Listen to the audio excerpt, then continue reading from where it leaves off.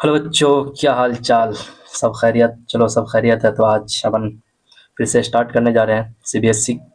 Basically CBSE की उर्दू को देखेंगे और देखेंगे उसके साथ साथ अपन स्टडी करेंगे 10 चैप्टर। कितने चैप्टर बेसिकली बच्चों? तो 10 चैप्टर देखेंगे, 10 चैप्टर देखेंगे इन वन वन वीडियो में। ठीक है बच्चों, तो आप लोगों से रिक्वेस्ट है कि हमारे चैनल को ज़्यादा से ज़्यादा सब्सक्राइब करो और ज़्यादा से ज़्यादा लोगों तक इसको शेयर करो और जितना ज़्यादा से ज़्यादा हो सके अपनी फैमिली को बढ़ाओ। तो ठीक है बच्चों, तो चलो अपन स्टार्ट करने जा रहे हैं। बेसिकली जब पढ़ेंगे तो बहुत सारी चीज़ों को अपन स्टडी करते हुए चलेंगे। तो सबसे पहले हम पहला चैप्टर है, फिर दूसरा पे तकल्लुफ़ी है, तीसरा नेकी है और चौथा कौल का पास। ठीक है बच्चों, उसके बाद फिर देखेंगे अपन कौल का पास, फिर हस्ती अपनी हुबाब किसी है, फिर छठा है पानी की आलूदगी, ज़ुबानों का घर हिंदुस्तान, रुबाइयात, आठवां नए नए खुदा के नाम खत, 10वां डॉक्टर भीमराव अम्बेडकर। तो ये सारे के सारे जितने भी चैप्टर हैं ना सीबीएसई 10th क्लास में उर्दू के सारे चैप्टर के सवालात और जवाबात, इम्पोर्टेंट सवालात और जवाबात कराएंगे। बेसिकली अपन स्टडी करेंगे सारी चीज़ों को और वन शॉट रिवीजन के टाइप का है। और इसमें क्या होगा, 10 चैप्टर का रिवीजन करेंगे आज हम लोग और 10 चैप्टर की रिवीजन करने के बाद हम लोग बहुत ही अच्छे तरीके से मूव करेंगे अपने सिलेबस पे। तो बच्चों, आप लोगों से रिक्वेस्ट है कि हमारे चैनल को ज़्यादा से ज़्यादा सब्सक्राइब करो और ज़्यादा से ज़्यादा शेयर करो। चलो, पहला चैप्टर है हमद। बेसिकली अपना पहला जो चैप्टर है वो हमद है। कौन सा है बेसिकली, यहाँ पे लिख भी देते हैं, हमद है। ठीक है, हमद बेसिकली किसका है? तो इस्माइल मेरठी का है। किसने दिया हम? तो हम जो जिसने लिखा है बेसिकली तो इस्माइल मेरठी। ठीक है बच्चों, इस्माइल मेरठी के बारे में अपन स्टडी करेंगे और जानेंगे बेसिकली। तो हमें बहुत सारी चीज़ें जानने को मिलेगी इस्माइल मेरठी के बारे में। तो चलो देखते हैं इस्माइल मेरठी के बारे में बेसिकली पढ़ेंगे। मोहम्मद इस्माइल मेरठी की पैदाइश जो है मेरठ में हुई। उन्हें बचपन से पढ़ने का शौक़ था और अपने शौक़ और मोहब्बत से उन्होंने बड़ी तरक्की की। ठीक है, कम उम्र में मुलाजिम हो गए। ये सारे के सारे चीज़ ठीक है, देख लेना और पढ़ भी लेना। और इस्माइल मेरठी के बारे में ज़्यादा चीज़ सवालात नहीं आते, जो मेन मुद्दा है और मेन चीज़ है उसको पढ़ेंगे अपन, स्टडी करेंगे। ठीक है, देखो बेसिकली इस्माइल मेरठी के बारे में और मिट्टी से कैसे खुशनुमा, हाँ ये चीज़ थोड़ी सी ठीक है। देखो एक शेर है, ये प्यारी प्यारी चिड़िया फिरती हैं जो चहकती, कुदरत ने तेरी इनको तस्बीह खा बनाया, रहमत से तेरी क्या है नेमत मयसर, नेमतों को तुझको है कदरदां बनाया, हर चीज़ से है तेरी कारीगरी टपकती, ये कारखाना तूने कब आएगा बनाया। तो शेर है, उसकी तशरीह कर देंगे। ठीक है, तो इसमें इस्माइल मेरठी कहते हैं कि खुदा तूने कैसे प्यारे प्यारे परिंदे चिड़िया बनाए जो चहकते हैं, तो लगता है सभी तेरे गुन गाते हैं। ठीक है, और तस्बीह खा है, ए खुदा तूने अपनी रहमत से कैसी कैसी नेमतें अता की हैं, तू ही उन नेमतों की कदर जानता है। ठीक है, इंसान नाशुक्र है और कहा भी गया है इंसान के बारे में कि वो नाशुक्र है। ये तो ठीक है, ए खुदा तूने इस जहां में, इस कायनात में जो कुछ बनाया है, इससे तेरी कुदरत व कारीगरी की ज़ाहिर होती है। शायर ने इस मिसरे में दुनिया को एक कारखाना करार दिया है और फिर कहा है कि इस कारखाने में कोई चीज़ बेकार या फजूल नहीं है, हर शय कारआमद और मुफीद है। चलिए आगे हम देखेंगे नज़्म का मरकज़ी ख़्याल। बेसिकली नज़्म का मरकज़ी ख़्याल कि खुदा ने इस दुनिया में इंसान के लिए तरह तरह की चीज़ें बनाई हैं और बहुत सी नेमतें अता की है। ठीक है, इंसान को इनकी कदर करनी चाहिए और अपने रब का शुक्र अदा करना है। ये मरकज़ी ख़्याल है, ये आपको पढ़ना है और उसके बाद बहुत सारी चीज़ें हैं जो आप उसके बाद सवाल जवाब देखना है और उसका PDF हम आपको प्रोवाइड कर देंगे अपने NGS, ये अपना जो यूट्यूब चैनल पे ये लाइव टेलीकास्ट होगा, ये बेसिकली NGS कुछ पे होगा। तो NGS, अरे हाँ यहाँ पे देख लो, NGS Urdu class, NGS Urdu class पे ये सारे के सारे चीज़ लाइव होंगे। तो बच्चों, आप लोग ये से रिक्वेस्ट है कि हमारे चैनल को ज़्यादा से ज़्यादा सब्सक्राइब करें और ज़्यादा से ज़्यादा लोगों तक उसको शेयर करें। ठीक है बच्चों, तो चलिए मशकी सवाल तो जवाब देखेंगे। सवाल, शायर ने बेल बूटों को मिट्टी से उगाया क्यों कहा? जवाब, मिट्टी जो होते हैं उसको बोलते हैं, मिट्टी से पेड़ पौधे उगते हैं और उन पर बेल बूटे मतलब बेल बूटे फूल लगते हैं, फूल फूल फल लगते हैं। इसलिए शायर ने खुदा की कुदरत को ज़ाहिर करने के लिए मिट्टी से खुदा ने किस कदर खुशनुमा बेल बूटे उगाए हैं, ये कहा है शायर। ठीक है, तशबीह दिया है बेसिकली। फिर सूरज को चश्मा क्यों कहा गया? तो चश्मा उस जगह कहते हैं जहाँ ज़मीन से फूट कर पानी निकलता है। ठीक है ना। फिर इसी तरह हर सुबह सूरज तुलू होता है तो उससे रोशनी और हरारत फूटती है, गोया सूरज रोशनी और हरारत का चश्मा है। ये सवालात और जवाबात आपको याद रखना है। ये आपके फाइनल एग्जाम में आएंगे। चिड़िया खुदा की तस्बीह कैसे करती है? जो आप चिड़िया जब चहचहाती है तो शायर तसव्वुर करता है कि खुदा की हम्द व सना कर रही है और उसकी पाकी बयान कर रही है। ठीक है, आखिरी सवाल देखते हैं। आखिरी शेर में कारखाने से क्या मुराद है? तो आखिरी शेर में कारखाने से मुराद दुनिया है। क्या है बेसिकली बच्चों? तो दुनिया है। ठीक है, अमली काम हमें जो करना है इस नज़्म की रोशनी में नीचे दिए गए मिसरे पर 5 जुमले लिखिए। तारीफ़ इस खुदा की जिसने जहां बनाया, तो जवाब में आपको मिल जाएगा। आसमान पर सुबह सूरज तुलू होकर इंसान को रोशनी और हरारत पहुंचाता है। रात को हसीन चांद और बेशुमार सितारे आसमान पर जगमगाते हैं। ज़मीन पर दूसरा जुमला सरसब्ज जंगल उगाए है जिसमें हुसैन हसीन परिंदे तरह तरह के जानवर इधर उधर दौड़ते फिरते हैं। ठीक है, ऐसे पेड़ पौधे पैदा किए जिसमें दिलकश फूल खिलते हैं और ऐसे फल लगते हैं जो इंसानों और जानवरों की ग़िज़ा बनते हैं। ठीक है, खुदा ने पहाड़, समंदर, रेगिस्तान और ज़मीन के अंदर तरह तरह की मखलूक पैदा की और इन मखलूक का शक्ल मखलूक़ात बनाए। ठीक है बच्चों, तो ये सारे के सारे चीज़ अपन ने स्टडी कर लिए पहला चैप्टर का। ठीक है, दूसरा चैप्टर जो है बेसिकली कन्हैया। किसका दूसरा चैप्टर? कन्हैया लाल कपूर। ठीक है, कन्हैया लाल कपूर, ये पैदाइश 1910 में हुआ और वफ़ात उनकी 1980 में हुई। तो ये चीज़ याद रखना है, कन्हैया लाल कपूर कहाँ पैदा हुए? तो बेसिकली लाहौर में पैदा हुए, आला तालीम हासिल किया और अंग्रेज़ी के उस्ताद मुकर। हिंदुस्तान की तक़सीम के बाद हिंदुस्तान आ गए और गवर्नमेंट कॉलेज मोगा पंजाब में प्रिंसिपल के ओहदे पर मुलाजिम हुए। ये सारी की सारी चीज़ आप लोग पढ़ लेना। देखो, उनकी खास मशहूर किताबों के बारे में पूछ लिया जाए तो नोके नश्तर, बालों पर नरम गरम, गर्द कारवां, नाज़े ख़यालिया, नए शगुफ़े, संगो खश्त। ठीक है, शीशा व तीशा और कामरेड शेख चिल्ली, उनकी मशहूर किताबें। ये सारे के सारे चीज़ आपको याद रख लेना है।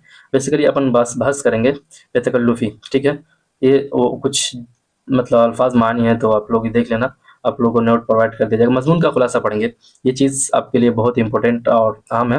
मजमून का खुलासा, इस मजमून में मुसन्निफ ने तकल्लुफ़ और बेतकल्लुफ़ी के अच्छे बुरे असरात को दिलचस्प और पुरलत्फ़ अंदाज में बयान किया। कैसे बयान किया? दिलचस्प और पुरलतीफ़ अंदाज में, यानी बहुत अच्छे तरीके से बयान किया। बात उस्ताद ज़ौक़ के मिसरे से शुरू की है। किसके मिसरे से शुरू किया? तो उस्ताद ज़ौक़ के मिसरे से। ठीक है, फिर करें कि ज़ौक़ तकल्लुफ़ में है तकलीफ़ सरासर, यानी करें कि तकल्लुफ़ जो करता है उसमें बहुत ज़्यादा तकलीफ़ है। उसके बाद वो बताते हैं कि तकल्लुफ़ का सबसे बड़ा फ़ायदा ये है कि हींग लगती है ना फिटकरी और ज़ाहिरदारी जूं की तू बरकरार रहती है। ठीक है, मसलन कोई साहब आपके घर आए और आपने उनकी खातिर तवाज़ुन के लिए यूं ही पूछ लिया कि आप क्या नोश फरमाएंगे, और उन्होंने जवाबन कह दिया आप तकल्लुफ़ मत कीजिए। ठीक है, इनके इतने कहने पर कुछ खाने पीने के लिए इसरार किया तो वो ज़रा बेतकल्लुफ़ होकर खाने पीने की लंबी चौड़ी फ़हरिस्त बता देंगे। इस तरह बेतकल्लुफ़ी का मामला है। अगर कोई आपका दोस्त इंतहाई बेतकल्लुफ़ है और वो आपके लिए आपके घर आए और आप इस वक्त कुछ मुअज़्ज़ज़ लोगों के साथ संजीदा गुफ्तगू कर रहे हो, तो वो बेतकल्लुफ़ दोस्त इस बात का ख़याल न करते हुए ऐसी ऊट-पटांग बातें करेंगे कि मुअज़्ज़ज़ हज़रात आपको शक की निगाह से देखने लगेंगे। इस पर बेतकल्लुफ़ दोस्त फरमाएंगे, माफ़ कीजिए, मेरी उनसे ज़रा बेतकल्लुफ़ी है। ठीक है, कभी दो बेतकल्लुफ़ दोस्त इस तरह मिलते हैं कि गलीज़ गालियों से नवाजते हैं, और बहुत से नावलों में ऐसे बेतकल्लुफ़ किरदार मिलते हैं। मतलब बेसिकली बेतकल्लुफ़ी के बारे में कहना है, इस तरीके से बेतकल्लुफ़ी होते हैं। 2 दोस्त इस तरीके से मिलते हैं तो आपस में थोड़ी हो जाती है। फिर कह रहे हैं कि अरे हाँ, ठीक है, तो फिर आगे कह रहे हैं कि थेकरे ने एक ऐसे ही किरदार के ताल्लुक से लिखा है कि बेतकल्लुफ़ दोस्त जब कभी दोस्त के घर जाता तो टैक्सी का किराया खुद नहीं अदा करता, बल्कि दोस्त से लेकर टैक्सी ड्राइवर को देता, और घर जाते वक्त कमीज़, सूट, टाई वगैरह ये कह के ले जाते कि चंद दिन बाद वापस करूँगा। इसके बाद मुसन्निफ़ ने बेतकल्लुफ़ दोस्तों से पहुँचने वाली तकलीफ़ और नुकसानात का ज़िक्र करते हुए बताया कि तकल्लुफ़ सरासर नफ़ासत है और बेतकल्लुफ़ी सरासर कसाफ़त। और अगर ये बात तस्लीम करें तो फिर बक़ौल मुसन्निफ़ हम इतना ज़रूर कहेंगे कि आपको बेतकल्लुफ़ दोस्तों से पाला ही नहीं पड़ा। ठीक है, हासिल कलाम यह है कि ज़रूरत से ज़्यादा तकल्लुफ़ और बेतकल्लुफ़ी दोनों ही परेशानी का सबब बन जाते हैं। तो ये सारी की सारी चीज़ है। तो ठीक है, ज़ेर इक़्तिबास की तफ़हीम सियाक़ सबक़, ये सारी की सारी चीज़ आप देखो। मेन मुद्दा यही था कि अपना तकल्लुफ़ के बारे में देख लिए। फिर आगे हम तशरीह भी नहीं देखेंगे, सवालात जवाबात करेंगे, मश्की सवालात। ठीक है, जिनको पढ़ना हो ज़्यादा अच्छे से तो PDF पढ़ लेना। मेरा मुद्दा ये है कि कुछ ہنٹ کر دینا، اور سوالات اور جوابات جو آپ کو مین چیز ہے وہ یاد رکھنا ہے، ٹھیک ہے۔ بے تکلفی سے کیا پریشانی ہوتی ہے؟ تو بے تکلف سے پریشانی یہ ہوتی ہے کہ بے تکلف وقت بوقت ایسی حرکتیں کرتے ہیں جن سے دوسروں کے سامنے شرمندہ ہونا پڑتا ہے، اور دوسرے لوگ یہ سمجھتے ہیں کہ یہ صاحب اسی بےہودہ بدتمیز ایسے ہی مطلب اسی طرح بےہودہ بدتمیز ہوں گے، جب جب ہی یہ تو بلا کسی جھجک یہ گفتگو اور یہ حرکتیں ہو رہی ہیں۔ تو یہ سارے کی چیز ہوتے ہیں کہ بے تکلف دوست کبھی بھی آپ کو بدنام کر سکتا ہے، تو اس سے اپنے بے تکلف دوستوں سے تھوڑا دوری بنا کے رکھیں۔ چلو دیکھتے ہیں تھیکرے نے اپنے ایک کردار کی بے تکلفی کا ذکر کس طرح کیا۔ تو تھیکرے نے اپنے ایک کردار کی تھیکرے نے اپنے ایک کردار کے متعلق یہ بتایا کہ جب بھی وہ اپنے ایک دوست کے پاس ٹھہرتے تو جاتے وقت ان کی ایک قمیص ادھار لے جاتے، پھر کچھ دن کے بعد واپس کر دیں گے، ٹھیک ہے، یہ کہہ کر لے جاتے پھر کچھ دن کے بعد واپس کر دیں گے۔ تو اس طریقے سے بے تکلف دوست ہوتے ہیں، میرے بھی بہت سارے بے تکلف دوست ہیں، لیکن لے جاتے ہیں تو واپس کر دیتے ہیں، ٹھیک ہے ٹھیک ہے۔ ذوق تکلف میں تکلیف سراسر، اس مصرے میں شاعر کیا کہنا چاہتا ہے؟ اس مصرے میں شاعر یہ کہنا چاہتا ہے کہ تکلف کرنے میں اگر نقصان ہوتا ہے، اکثر نقصان ہوتا ہے، ٹھیک ہے۔ اس شعر کا دوسرا مصرع یہ ہے کہ آرام سے وہ ہیں جو تکلف نہیں کرتے، یعنی بے تکلفی کے ساتھ کھاتے پیتے ہیں، آرام و رفت میں بھی احتیاط نہیں کرتے۔ سر راہ اس طرح لوگوں سے ملتے ہیں جیسے سبھی ان جیسے ہوں، کسی کے گھر جاتے ہیں تو وہاں بھی بے تکلفی کا مظاہرہ کرتے ہیں، ظاہر کہ ان لوگوں کو اس طرح کچھ کرنے سے آرام ملتا ہے، مگر دوسرے لوگ ان حرکتوں سے پریشان ہو جاتے ہیں۔ بے تکلفی ایک حد تک اچھی ہے، اس طرح سراسر تکلف بھی بس اوقات نقصان دہ ثابت ہوتے ہیں۔ تو ٹھیک ہے، تو یہ سوالات اور جوابات آپ لوگ کو یاد رکھنا ہے۔ دیکھیے کچھ نیچے محاورے ہیں کہ ہینگ نہ لگے پھٹکری، مشہور بات یہ ہے کہ ہینگ لگے نہ پھٹکری رنگ چوکھا، ارے کیا ہے کچھ بھی۔ پھر کرے کہ چھٹی کا دودھ یاد آنا، اکثر لوگ لڑائی جھگڑنے میں کہ اتنا ماروں گا کہ چھٹی کا دودھ یاد آئے گا، تو یہ چیزیں ہیں۔ چلیے آگے دیکھتے ہیں ہم لوگ مشقی سوالات اور جوابات دیکھیں گے۔ بے تکلفی سے کیا پریشانی ہوتی ہے؟ بے تکلفی سے پریشانی ہوتی ہے کہ یہ تو ہو گیا نا، اب ڈبل پیج آ گیا نا بچوں۔ چلیے نیکسٹ آگے دیکھیں گے واحد جمع، کچھ چیزیں واحد جمع ہاتھ، اس کی جمع ہاتھوں، جوتی جوتیاں، فرض فرائض، سوالات، جنگل جنگلات، نشانات نشان، جمع کا واحد نشان، ٹوپیاں ٹوپی، احسانات احسان، جواب، یہ سارے کے سارے چیز آپ لوگ دیکھ لیں گے۔ منزل منازل، واحد جمع ہے۔ سمجھنے کے بعد اکبر نے ایک کہانی پڑھی، غور کیجیے۔ حمید کھانا کھا رہا ہے، میں کل جے پور جاؤں گا، ان جملوں میں پڑھی کھا رہا ہے جاؤں گا سے کام کرنے کا وقت معلوم ہوتا ہے۔ پہلے جملے میں کہانی پڑھنے کا کام گزرے ہوئے وقت میں ہو رہا، اسے ماضی کہتے ہیں۔ ارے ماضی حال مستقبل کو بتا رہے ہیں۔ دوسرے جملے میں کھانے کا وقت موجودہ وقت میں ہو رہا ہے، اس کو حال کہتے ہیں، ٹھیک ہے۔ تیسرے جملے میں جے پور جانے کا والا کام آنے والے وقت میں ہوگا، یہ مستقبل کہلاتا ہے۔ یہ سارے کے ساری چیز آپ لوگ کو یاد رکھنا ہے ماضی حال مستقبل کے بارے میں۔ عملی کام، اس وقت میں اس سبق کہ جن جملوں پر آپ کو ہنسی آتی ہو انہیں آپ اپنی کاپی میں لکھیں، ٹھیک ہے۔ تو اگر آپ اس جملے میں باتیں ایسی ہے، اگر آپ کی داروغہ جنت سے دوستی ہو سکتا ہے کہ مذاق میں وہ آپ کو باغ بہشت کی نہر میں اتنے غوطے دلوائیں کہ آپ کو چھٹی کا دودھ یاد آ جائے۔ یہ سارے کے سارے چیز ہنسی والی باتیں ہیں۔ یہ حضرت ہمیشہ ہماری عدم موجودگی میں واپسی کا کام کرتے ہیں، اور ہدا ہوتے وقت نوکر سے کہہ جاتے ہیں کہ وہ آئے تو انہیں کہہ دیجئے کہ میں ان کا گرم کوٹ، خاکی ٹائی اور کالی پتلون ساتھ لے جا رہا ہوں، چند دن استعمال کر کے واپس کر دوں گا۔ یہ ہنسی کی باتیں ہیں، ٹھیک ہے۔ سبق سے متعلق ہم سوالات سبق بے تکلفی کی روشنی میں مختصر تحریر کیجیے۔ بے تکلفی سے کیا نقصانات ہیں؟ تو کچھ بتانا ہے آپ لوگوں کو، تو جو بتا دیں گے کہ سبق پڑھ کر معلوم ہوتا ہے کہ ضرورت سے زیادہ تکلف اور بے تکلفی دونوں ہی پریشانی کا سبب بن جاتے ہیں، لیکن تکلف کے مقابلے میں بے تکلفی سے زیادہ نقصانات ہیں، جیسا کہ مصنف نے متعدد مثالوں سے واضح کیا کہ کوئی بے تکلف دوست آپ کے گھر آئے گا تو آپ سے ٹیکسی کا کرایہ بھی دلوائے گا، پھر کھانے کے لیے طرح طرح کے کھانوں کی فرمائش ہوگی، گھر سے جاتے وقت آپ کے پسندیدہ کپڑے یہ کہہ کے لے جائیں گے کچھ دن کے بعد واپس کر دیں گے۔ ظاہر ہے کہ اس بے تکلفی سے آپ کا نقصان ہو رہا ہے، ٹھیک ہے، مالی اور ذہنی طور پر آپ کو تکلیف پہنچ رہی ہے۔ اسی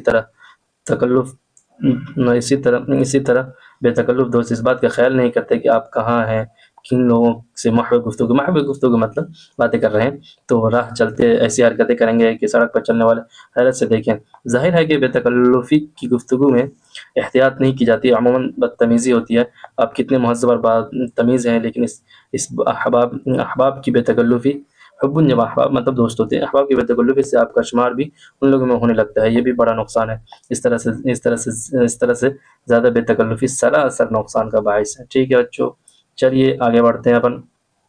نیکسٹ تیسرا چیپٹر ہے اپنا نذیر اکبر آبادی۔ نذیر اکبر آبادی کے بارے میں ہم لوگ دیکھیں گے بچوں۔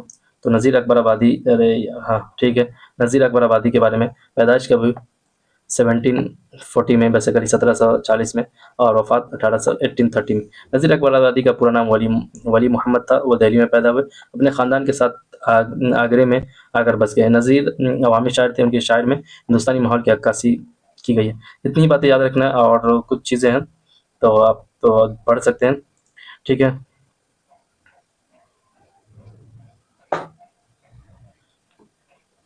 چلیے آگے ہم دیکھتے ہیں کچھ، ارے یہاں نیکی اور بدی، بیسیکلی ان کا جو ہے الفاظ معنی دیکھ لیتے ہیں۔ عدل پرستی، عدل پرستی مطلب انصاف پرستی، ٹھیک ہے۔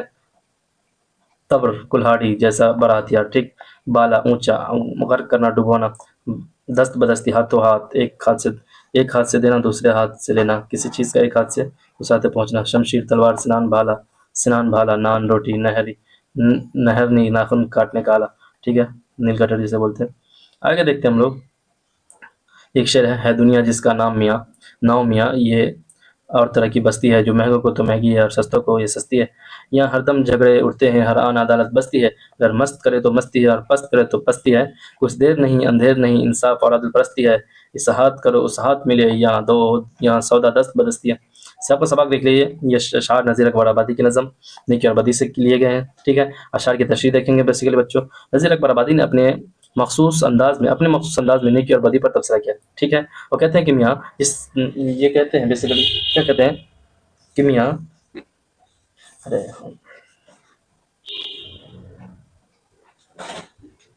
یہ کہتے ہیں ہم، یہ کہتے ہیں میاں یہ کہتے ہیں کہ میاں جس کا یہ کہتے ہیں کہ میاں جس کا نام دنیا ہے، یہ الگ طرح کی بستی ہے، یہاں ہر طرح کے لوگ بستے ہیں، جو اچھے لوگ، ہر طرح کے لوگ بستے ہیں، ٹھیک ہے نا۔ یہاں ہر طرح کے لوگ، ہاں، یہاں ہر طرح کے لوگ بستے ہیں، جو اچھے لوگ ہیں اچھی اور بری لوگوں کے لیے بری ہے۔ جو لوگ مہنگے مطلب عزت دار صاحب حیثیت ہے، ان کے لیے عزت کی جگہ ہے، اور جو سستے غریب نادار ہیں ان کے لیے بیسیکلی کیا ہے، سستی ہے، ٹھیک ہے نا۔ ہاں یا نا، یس اور نو، ہاں ٹھیک ہے۔ یعنی اس دنیا میں امیر بھی زندگی گزارتا ہے اور غریب کی بھی زندگی بسر ہو جاتی ہے۔ یہاں لمحہ لمحہ کچھ نہ کچھ ہوتا رہتا ہے، ہر دم جھگڑے اٹھتے ہیں، ہنگامے برپا ہوتے ہیں، اور پھر ان جھگڑوں کے لیے عدالت منعقد ہوتی ہے۔ مطلب یہ کہ جو جیسا کرتا ہے اس کا بدلہ مل جاتا ہے۔ اگر کوئی مست یعنی دنیا سے بے خبر رہ کر زندگی گزارنا چاہتا ہے، اس کے لیے بھی مستی کے سامان ہے۔ جو لوگ غلط یعنی پست کام کرتے ہیں، ان کے لیے دنیا اتنی ہی پست ہو جاتی ہے، بس یہ سمجھ لیجئے کہ اس دنیا میں ہر کام کا انجام سامنے آ جاتا ہے، کچھ دیر نہیں لگتی، اور اندھیر مطلب ناانصافی بھی نہیں ہوتا کہ، ٹھیک ہے، برے کام کا نتیجہ سامنے سامنے نہ آ جائے۔ اس دنیا میں انصاف اور عدل پرستی ہے، جو جیسا کرتا ہے اس کے سامنے آ جاتا ہے، ٹھیک ہے۔ سب کچھ ہاتھ کے ہاتھ مل جاتا ہے۔ یہ سارے کے سارے چیز شے کی تشریح بتا رہے ہیں۔ اور دیکھیے، جو اور کسی کا مان رکھے تو پھر اس کو بھی مان ملے، ٹھیک ہے، مطلب جو دوسرے کی عزت کرے اس کو بھی عزت ہے، جو پان کھلاوے پان ملے، جو روٹی دے تو نان ملے، ٹھیک ہے، نقصان کرے نقصان ملے، احسان کرے احسان ملے، جو جیسا جس کے ساتھ کرے پھر ویسا اس کو آن ملے، ٹھیک ہے نا۔ ٹھیک ہے بچوں، پھر آگے دیکھتے ہیں ہم لوگ۔ کچھ دیر نہیں اندھیر نہیں، انصاف و عدل پرستی ہے، اس ہاتھ کرو اس ہاتھ ملے، یہاں سودا دست بدستی ہے۔ یہ سارے کے سارے یہاں پہ بتا رہے ہیں کہ ایک اس ہاتھ کرو تو اس ہاتھ ملے گا، اس کا بدلہ نیکی کا بدلہ، یہاں پہ سودا دست بدستی ہے، یعنی ہاتھوں ہاتھ مل جاتا ہے اس کا انجام۔ سیاق و سبق مطلب یہ کہ یہ اشعار نذیر اکبر آبادی کی نظم نیکی اور بدی سے لیے گئے ہیں، ٹھیک ہے۔ اشعار کی تشریح، نظیر نظم کے دوسرے بند میں یہ کہہ رہے ہیں کہ اس دنیا میں جو دوسروں کی عزت کرتا ہے اس کی بھی عزت ہوتی ہے، جو کسی کو پان کھلاتا ہے اسے بھی لوگ پان کھلاتے ہیں، ٹھیک ہے۔ جو روٹی دیتا ہے اسے بھی نان مطلب روٹی ملتا ہے۔ جو کسی کے ساتھ غلط کرتا ہے اور نقصان ہوتا ہے تو پھر اس کا بھی نقصان ہوتا ہے۔ جو کسی کے ساتھ اچھا سلوک یعنی احسان کرتا ہے تو اس کے ساتھ بھی اچھا سلوک ہوتا ہے، ٹھیک ہے، جو جس کے ساتھ جیسا کرتا ہے پھر اگلے لمحے اس کے ساتھ بھی ویسا ہی ہوتا ہے، ٹھیک ہے بچوں۔ چلو آگے دیکھیں گے ہم لوگ، اس دنیا میں ہر کام کا انجام سامنے آ جاتا ہے، کچھ دیر نہیں لگتی اور اندھیر بھی نہیں ہوتا، اور برے کام کا نتیجہ سامنے نہ آ جائے، اس دنیا میں انصاف اور عادل پرستی ہے، جو جیسا کرتا ہے اس کے سامنے آ جاتا ہے، ٹھیک ہے بچوں۔ چلیے آگے ہم دیکھیں گے، سب کچھ ہاتھ بہاتھ مل جاتا ہے۔ پھر نیکسٹ نظم پڑھیں گے، جو پار اتارے اوروں کو اس کی بھی ناؤ اترنی ہے، جو غرق کرے پھر اس کو بھی یہاں ڈوب کو کرنی ہے، ٹھیک ہے۔ شمشیر تبر بندوق سنان اور نشتر تیر نہرنی ہے، یہاں جیسی کرنی ہے پھر ویسی بڑھنی ہے، کچھ دیر نہیں اندھیر نہیں، انصاف اور عدل پرستی ہے، اسات کرو اسات ملے، یہاں سودا دست بدستی ہے۔ یہ بھی شعر کا بھی مطلب سیاق و سباق کے ہی نظیر اکبر آبادی سے لی گئی ہے۔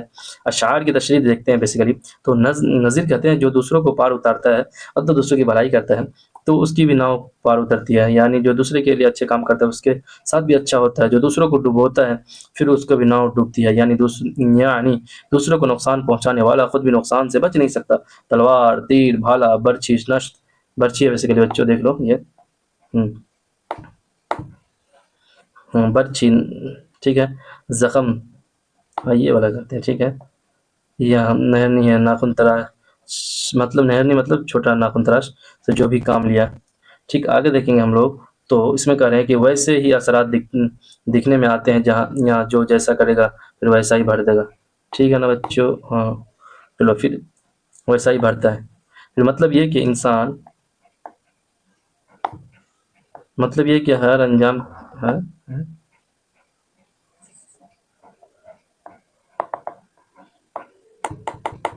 ارے بھائی ہاں ٹھیک ہے،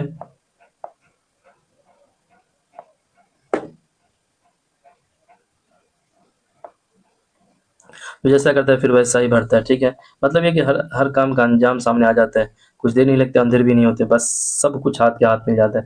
چلیے آگے ہم لوگ دیکھیں گے نیکسٹ، جو اوروں کا اونچا بول کرے تو اس کا بول بھی والا ہے، اور دے ٹپکے تو اس کو بھی پتھر کوئی ٹپکنے والا ہے، بے ظلم و خطا جس ظالم نے مظلوم ذبح کر ڈالا ہے، اس ظالم کے بھی لوہوں کا پھر بہتا ندی نالا ہے، کچھ دیر نہیں اندھیر نہیں، انصاف اور عادل پرستی ہے، اس ہاتھ کرو اس ہاتھ ملے، یہاں سودا دست بدستی ہے۔ مطلب بہت ہی غضب شعر ہے،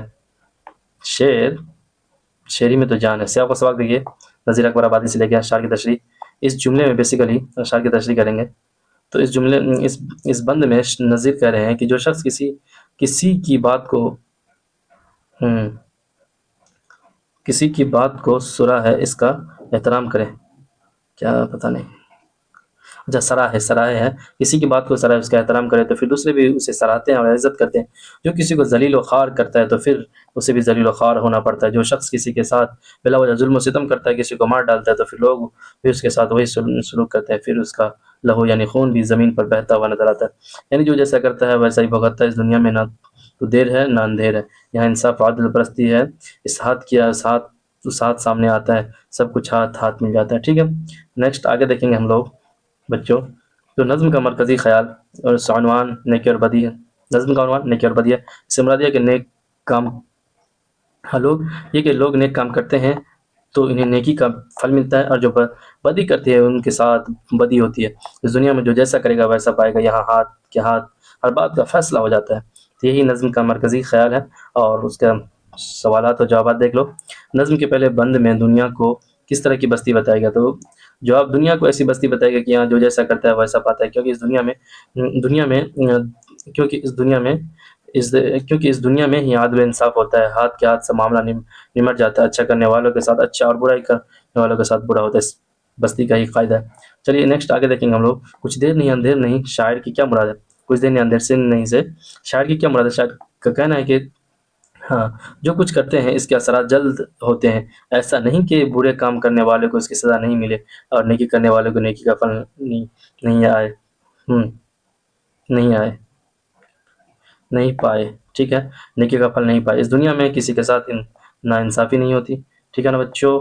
تو چلو کوشچن نمبر تیسرا دیکھیں، کس کی ناؤ پار اترتی ہے، جو دوسروں کو پار لگاتا ہے اس کی ناؤ بھی پار اترتی ہے، یعنی بیسیکلی کیا ہوا کہ یعنی کوئی ضرورت مند ہو یا پریشانی میں مبتلا ہو اور دوسرا شخص اس کی مدد کرنے والے کو بھی کا صلہ ملتا ہے، اس کی ضرورت اور پریشانی کے وقت دوسرے لوگ ساتھ دیتے ہیں، ٹھیک ہے نا. تو یہ دنیا کا رول ہے اور نظام ہے کہ آپ اگر کسی کی ضرورت میں کام آئیں گے تو آپ کو بھی ضرورت میں کوئی نہ کوئی کام آئے.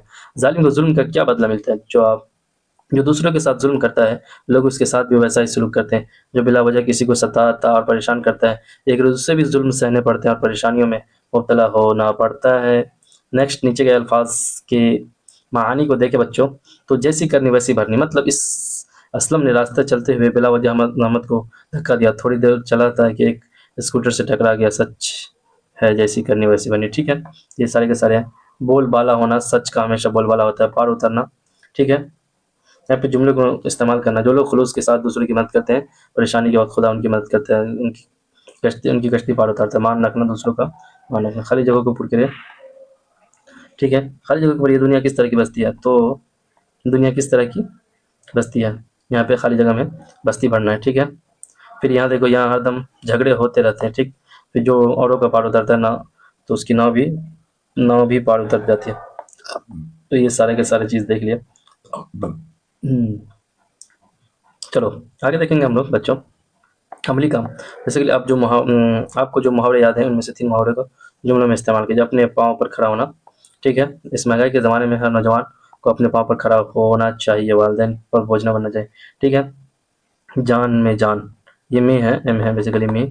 جان میں جان مطلب چند دن پہلے ابا جان بیمار تھے، اب ان کے تندرست ہونے پر سب ہی کی جان میں جان آ گئی، ٹھیک ہے. سبھی لوگ باغ باغ باغ ہونا، 10ویں کلاس کے امتحان میں فرسٹ آنے پر دل باغ باغ ہو گیا.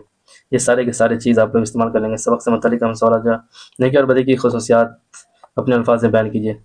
تو آپ لوگ اپنے الفاظ میں بیان کر سکتے. اس نظم یعنی اس نظم میں اکبر آبادی نے بتایا کہ جو لوگ نیک کام کرتے ہیں ان کے ساتھ لوگ اچھا سلوک کرتے ہیں، ٹھیک ہے. جو بدی سے پیش آتے ہیں ان کے ساتھ بھی برائی ہوتی ہے. یہ دنیا عجیب بستی ہے، یہاں جو بوتا ہے وہی کاٹتا ہے. یہاں کسی کے ساتھ نہ انصافی نہیں ہوتی، نہ دیر ہوتی، نہ اندھیر ہوتا، ٹھیک ہے.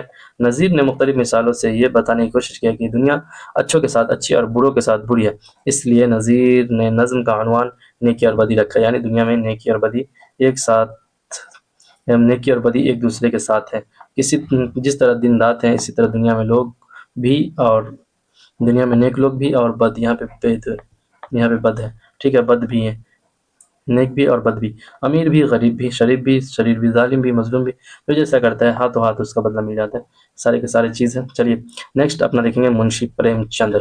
بیسیکلی منشی پریم چند کی پیدائش 1880 میں ہوئی، 1880 میں، اور 1936 میں، 1936 میں اس کا انتقال ہو گیا. پریم چندر بنارس کے ایک گاؤں لمحی میں ہوئی. ہاں، پریم چند کی پیدائش کہاں پہ؟ بنارس کے ایک گاؤں لمحی میں. ان کا اصل نام دھنپت رائے تھا. ان کی ابتدائی تعلیم گاؤں کے مدرسے میں ہوئی. میٹرک پاس کرنے کے بعد 1899 میں بنارس کے قریب چنار گڑھ، ٹھیک ہے، چنار گڑھ کے ایک مشن اسکول میں اسسٹنٹ ماسٹر کی حیثیت سے ملازمت ہوئی. 1905 میں کانپور کے ضلع اسکول میں استاد کی حیثیت سے تقرر ہوا. پھر پریم چندر کو لکھنے کا بچپن سے شوق تھا. انہوں نے زندگی کے کچھ دکھ درد کو قریب سے دیکھا اور محسوس کیا. یہ وجہ ہے کہ زندگی کے مسائل پر ان کی تحریر کا موضوع بن گئے، ٹھیک ہے. ان کی زبان بہت سادہ سلیس تھی، ٹھیک. ان کے بے شمار ناول افسانے دیہاتی زندگی سے تعلق رکھتے ہیں. پریم چندر نے تقریباً 1 درجن ناول اور 300 سے زیادہ افسانے لکھے. ان کا شمار اردو کے کہاں پہ ہوتا ہے؟ ان کا شمار اردو کے اہم ترین افسانے نگاروں میں ہوتا ہے. نرملا، بیوہ، میدان عمل، بازار حسن اور گودان ان کے مشہور ناول ہیں. یہ سب آپ کو یاد رکھ لینا ہے تاکہ زندگی میں کیا امتحان میں پوچھا جائے تو آپ بتا سکتے ہیں، ٹھیک ہے. قول کا پاس، بیسیکلی بچوں قول کا پاس دیکھیں گے. مشکل الفاظ کے معنی دیکھ لیں گے. سب سے پہلے فتح مطلب جیت، فوج کشی، حملہ چڑھائی، جڑی جنگجو، بہادری، ٹھیک ہے. قول وعدہ، دریا دلی، فراخ دلی، وقعت عزت. یہ سارے کے سارے چیز آپ لوگ کو یاد رکھنا ہے. کہانی کا خلاصہ دیکھیں گے. کہانی کا خلاصہ مغل بادشاہ، دیکھیے کہانی کا خلاصہ یہ ہے کہ مغل بادشاہ اکبر نے ہندوستان کا بہت سارا علاقہ فتح کر لیا تھا. ایک علاقہ راجپوتانہ اس پر قبضہ نہ ہو سکا. اس نے راجپوتانہ پر فوج کشی کی. راجپوت بہت بہادر سے لڑے مگر کامیاب نہ ہو سکے. ان کا سردار رانا پرتاپ سنگھ اپنے بال بچوں کے ساتھ کسی جنگل میں جا چھپا. راجپوتوں کا ایک سردار گوپت سنگھ نے کچھ بہادر لوگوں کو اپنی فوج میں شامل کر لیا تھا اور مغل حکومت کا مقابلہ کر رہا تھا. مغل سپاہیوں نے اسے پکڑنے کی کوشش کی مگر وہ کامیاب نہ ہو سکے، ٹھیک ہے. تو پھر کیا ہوا آگے؟ کامیاب نہ ہو سکے. رگھوپت سنگھ کی ایک بیوی اور ایک لوتا بیٹا تھا. رگھوپت سنگھ کسی ایک جگہ نہیں رہتا. کبھی کبھی بیوی اور بیٹے سے ملنے گھر آتا تھا. بادشاہ نے اسے پکڑنے کے لیے گھر پر پہرا بیٹھا دیا تھا. خیال تھا کہ کسی دن رگھوپت اپنے بال بچوں سے ملنے ضرور آئے گا تو سپاہی اسے پکڑ لیں گے۔ رگھوپت کو اطلاع ملی کہ اس کا بیٹا شاید بیمار ہے، وہ اسے جا کر دیکھ لے۔ خبر دینے والے نے بتایا کہ اگر وہ بیٹے کو دیکھنے نہ گیا تو شاید پھر کبھی نہ دیکھ سکے۔ رگھوپت اس وقت گھر روانہ ہو گیا۔ گھر کے دروازے پر پہرا تھا۔ پہرے دار نے اسے اندر جانے سے منع کیا اور کہا کہ بادشاہ نے تمہیں پکڑنے کا حکم دیا ہے۔ رگھوپت نے کہا میرا لڑکا مر رہا ہے، میں اسے دیکھ کر ابھی واپس آتا ہوں، تب تم جو چاہے کر لینا۔ پہرے دار سپاہی نے اسے اندر جانے دیا اور وہ اندر پہنچ کر رگھوپت نے اپنے بیمار بیٹے کو دیکھا اور بیوی کو دعائیں بتا کر کہنے لگا، دعائیں مجھے واپس جانا ہے کیونکہ مجھے پکڑنے کا حکم ہے۔ بیوی نے کہا دوسرے دروازے سے کہیں اور چلا جائے۔ رگھوپت نے کہا میں قول دے چکا ہوں، اس کے خلاف نہیں جا سکتا۔ رگھوپت باہر آیا، ٹھیک ہے۔ باہر آنے کے بعد سپاہی سے کہا اسے پکڑ لے۔ سپاہی نے کہا میرا جی نہیں چاہتا کہ میں تمہیں پکڑوں، تم بھاگ جاؤ۔ رگھوپت نے کہا کہ تم نے اس وقت میری مدد کی ہے، تم پر برا وقت آئے گا تو میں تمہاری مدد کروں گا۔ ہاں، وہ چلا گیا۔ گزر کے بعد ایک مغل افسر کچھ سپاہیوں کے ساتھ آیا اور پہرے دار سے رگھوپت کے بارے میں دریافت کیا۔ پہرے دار نے صورتحال سے آگاہ کیا۔ افسر نے پہرے دار کو گرفتار کر لیا۔ اسی وقت رگھوپت وہاں آ گیا اور افسر سے کہا تم مجھے گرفتار کر لو۔ افسر نے دونوں کو گرفتار کر لیا اور اگلے دن ایک میدان میں قتل کرنے کے ارادے سے لے کر پہنچا۔ وہاں پہنچ کر جلاد کو حکم دیا کہ دونوں کی گردنیں اڑا دو۔ جلاد نے تلوار اٹھائی تھی کہ اسی وقت اکبر دوسرے افسروں کے ساتھ وہاں پہنچا۔ ان دونوں کے متعلق دریافت کیا۔ گرفتار کرنے والے افسر نے تمام باتیں بتائی۔ اکبر نے پہرے دار کو معاف کر دیا اور کہا ہر بھلے آدمی کا دل دوسروں کا دکھ دیکھ کر پگھل جاتا ہے، مجھے ایسے ہی سپاہی چاہیے جو اپنے بادشاہ سے زیادہ خدا سے ڈرتا ہے۔ پھر اکبر نے رگھوپت کی جانب دیکھ کر کہا مجھے معلوم نہ تھا کہ بہادر راجپوت بات کے اتنے دھنی ہوتے ہیں۔ تمہاری بہادری اور قول کا پاس کرنے سے میں بہت خوش ہوا۔ تم کو بھی چھوڑا۔ رگھوپت گھٹنوں کے بل زمین پر بیٹھ گیا اور کہا جس رگھوپت کو آپ اتنی مشکل سے بھی جیت نہ سکے، آج اپنی دریا دلی دکھا کر اسے جیت لیا۔ آپ بہادروں کی وقت کرنا جانتے ہیں، اب میں کبھی آپ کا دشمن ہو کر تلوار نہ اٹھاؤں گا۔ تو یہ ہوتی ہیں بیسیکلی اقتباس کی تفہیم و ممکنہ سوالات جوابات، ٹھیک ہے۔ تو یہ سارے کے سارے چیز ہم لوگ پڑھ چکے ہیں، تو اب سوالات اور جوابات دیکھیں گے بچوں۔ بیسیکلی مغل افسر نے پہرے دار کے ساتھ کیا سلوک کیا؟ تو مغل افسر کو جب یہ معلوم ہوا کہ رگھوپت سنگھ اپنے بیٹے کو دیکھنے آیا مگر پہرے دار سپاہی نے اسے گرفتار نہیں کیا تو اس نے سپاہی کو قید کر لیا، ٹھیک ہے۔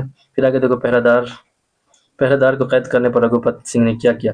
رگھوپت کو پہرے دار سپاہی کے قید ہونے کی خبر ملی۔ وہ اس وقت واپس آیا اور مغل افسر کے پاس کھڑا ہو گیا کہ میں رگھوپت سنگھ ہوں اور یہ سپاہی بے گناہ ہے، مجھے قید کر لیا جائے اور اسے چھوڑ دیا جائے، ٹھیک ہے۔ تو یہ سارے کے سارے چیز مغل افسر کے بعد اب دیکھو مغل افسر نے رگھوپت کے آنے پر پہرے دار کو کیوں نہیں چھوڑا؟ مغل افسر نے رگھوپت کے آنے پر بھی ارے بھائی ہاں ٹھیک ہے آنے پر بھی مغل افسر نے رگھوپت کے آنے پر بھی پہرے دار کو کیوں نہیں چھوڑا؟ مغل افسر نے رگھوپت کے آنے پر بھی اسے پکڑ کر سپاہی کے ساتھ قید خانے میں ڈال دیا، کیونکہ اس کے نزدیک پہرے والا سپاہی گناہ گار تھا۔ اس نے رگھوپت سنگھ کو پکڑا نہیں، ٹھیک ہے، پکڑا نہیں، چھوڑ دیا، جبکہ وہ اسی کام کے لیے مامور تھا۔ ہاں تو اس کی غلطی تھی تو نہیں پکڑا، تو اس کی وجہ سے بھی پھر آگے دیکھ رگھوپت اور پہرے دار کو میدان میں کیوں لایا گیا؟ تو آپ کو پتا ہونا چاہیے پھانسی دینے کا۔ رگھوپت اور پہرے دار کو میدان میں اس لیے لایا گیا تھا کہ ان دونوں کو قتل کیا جائے، ٹھیک ہے۔ پھر آگے دیکھتے ہیں 5واں نمبر کو۔ اکبر نے پہرے دار سے خوش ہو کر کیا کہا؟ اکبر نے پہرے دار سے خوش ہو کر کہا کہ مجھے ایسے ہی سپاہی چاہیے جو اپنے بادشاہ سے زیادہ خدا سے ڈرتا ہو، ٹھیک ہے بچوں۔ چلیے آگے دیکھیں گے مشکل سوالات۔ اکبر کس خاندان کا بادشاہ تھا؟ اکبر مغل خاندان کا بادشاہ تھا، ٹھیک ہے۔ نمبر 2، راجپوت کے اس سردار کا کیا نام تھا جو وہ جنگل میں کیوں چھپ گیا تھا؟ راجپوت کے سردار کا نام کیا تھا؟ رانا پرتاپ سنگھ، ٹھیک ہے۔ مغل فوجوں کے ساتھ بڑی بہادری سے لڑا مگر لڑائی میں کامیاب نہ ملنے پر اپنے بال و بچوں کو لے کر جنگل میں چلا گیا، ٹھیک ہے۔ آگے دیکھتے ہیں رگھوپت نے پہرے دار کی اس طرح کی مدد کی؟ تو جواب ہے جب رگھوپت کو یہ معلوم ہوا کہ پہرے دار کو اس کی حرکت پر قید کر لیا گیا، اس نے رگھوپت کو گرفتار کرنے کے بجائے چھوڑ دیا ہے تو وہ خود مغل افسر کے سامنے آ کر کھڑا ہو گیا کہ میں رگھوپت ہوں، اب مجھے پکڑ لو اور اس بے گناہ کو چھوڑ دو، ٹھیک ہے۔ تو اس نے رگھوپت کی پہرے دار کی مدد کی کہ تاکہ اس کو چھوڑ جائے میں. اکبر رگھوپت کی کس بات سے متاثر ہوا؟ اکبر رگھوپت کی اس بات سے متاثر ہوا کہ بھاگنے کے بجائے مغل افسر کے سامنے آ کر کھڑا ہو گیا. مجھے گرفتار کر لو اور پہرے دار بے گناہ ہے، اسے چھوڑ دو. یہ ہوتی ہے قول کا پاس. پھر اکبر نے رگھوپت کا دل کس طرح جیت لیا؟ اکبر نے رگھوپت سے کہا کہ بہادر راجپوت بات کے اتنے دھنی ہوتے ہیں. تمہاری بہادری اور ایفائے وعدہ سے میں بہت خوش ہوں. میں نے تم کو بھی چھوڑا. اور رگھوپت نے جواب میں کہا کہ آپ جس رگھوپت کو اتنی مشکل سے بھی نہ جیت سکے، آج اپنی دریا دلی دکھا کر آپ نے اسے جیت لیا. تو یہ کوشچن ہے کچھ جو آپ کو یاد رکھنا ہے اور اپنے حساب سے ایڈجسٹ کر کے لکھنا ہے. ٹھیک ہے، آپ کو یاد نہ ہو تو تب بھی کسی طریقے سے لکھنا ہے. ٹھیک ہے، الفاظ معنی دیکھ لو. سلطنت مغل سلطنت کے اچھے کاموں کی وجہ سے. یہ الفاظ بیسیکلی کیا ہے؟ نیچے لکھے لفظوں سے جملے بنائیں. سلطنت مغل سلطنت کے اچھے کاموں کی وجہ سے اس کے تذکرے آج بھی ہوتے ہیں. ٹھیک ہے، اچھی فوج وہی ہوتی ہے جس میں جان کی بازی لگانے والے سپاہی ہوں. ٹھیک ہے، چلیے آگے دیکھیں گے ہم لوگ. پہرے دار اکثر پہرے دار نڈر اور بے خوف ہوتے ہیں. ٹھیک، آگے دیکھیں. تدبیر تدبیر سے کسی بھی بتھی کو حل کیا جا سکتا ہے. ٹھیک، قصور معاف کر دینے سے خدا بھی خوش ہوتا ہے. اور پھر آگے دیکھیں نیچے لکھے ہوئے لفظوں سے خالی جگہوں کو پر کریں. ٹھیک ہے، اکبر بادشاہ مغلوں کا بہت مشہور بادشاہ گزرا. راجپوت کے ایک سردار کا نام رگھوپت تھا. ٹھیک ہے، بیوی نے کہا ایسا نہ کرو، دوسرے دروازے سے نکل جاؤ، یہاں پہ خالی جگہ ہے. ٹھیک ہے بچوں، پھر آگے دیکھو. یہ خالی جگہ بھی پور کر لینا بک میں. دوسرے دن سپاہی رگھوپت اور پہرے دار کو میدان میں لائے. پھر جو آدمی اپنے وعدے کے پکے ہوتے ہیں خدا ہمیشہ ان کی مدد کرتا ہے. ٹھیک ہے بھائی جمع دیکھ لو. مدد، امداد، ملک، ممالک، سفر، اسفار، افواج کی جمع فوج، تدابیر کی جمع تدبیر. ٹھیک، نیکسٹ آگے دیکھیں گے ہم لوگ. مذکر مؤنث بادشاہ، اس کی مؤنث بیگم، گھوڑا گھوڑی، لڑکا لڑکی. ٹھیک ہے، اس کی مؤنث عورت مرد، اس کے مذکر بیٹی بیٹا. یہ سارے کے سارے چیز آپ لوگ دیکھ لو. الفاظ تو جملے میں استعمال کیجیے. پاؤں کھڑنا، طاقتور فوج کے سامنے کمزور سپاہیوں کے پاؤں کھڑنا عام بات ہے. ٹھیک ہے، پھر آگے دیکھو. دھارس بندھنا، کسی حادثے پر دوسرا شخص ساتھ دے دو تو دھارس بنتی ہے. ٹھیک ہے، کھول دینا مطلب کسی کو کھول دے کر اسے پورا کرنا ایفائے وعدہ ہے. پھر آگے دیکھتے ہیں. دل بھر آنا، دوسروں کو پریشان دیکھ کر نیک لوگوں کو دل بھر آنا، بھولا نہ سمانا وغیرہ. غیر معمولی کامیابی پر اکثر لوگ خوشی میں پھولی نہ سماتے، پھولا نہ سمانا. ٹھیک، نیچے الفاظ کے نیچے لگا لفظ متضاد. سچائی. ٹھیک ہے، سچائی کا متضاد نہیں دیا ہے لیکن آپ دیکھیں گے. متضاد بیسیکلی بولے متضاد، جیسے بہادری، ڈرپوک سچائی کا ہوتے ہیں. سچائی کا جھوٹ.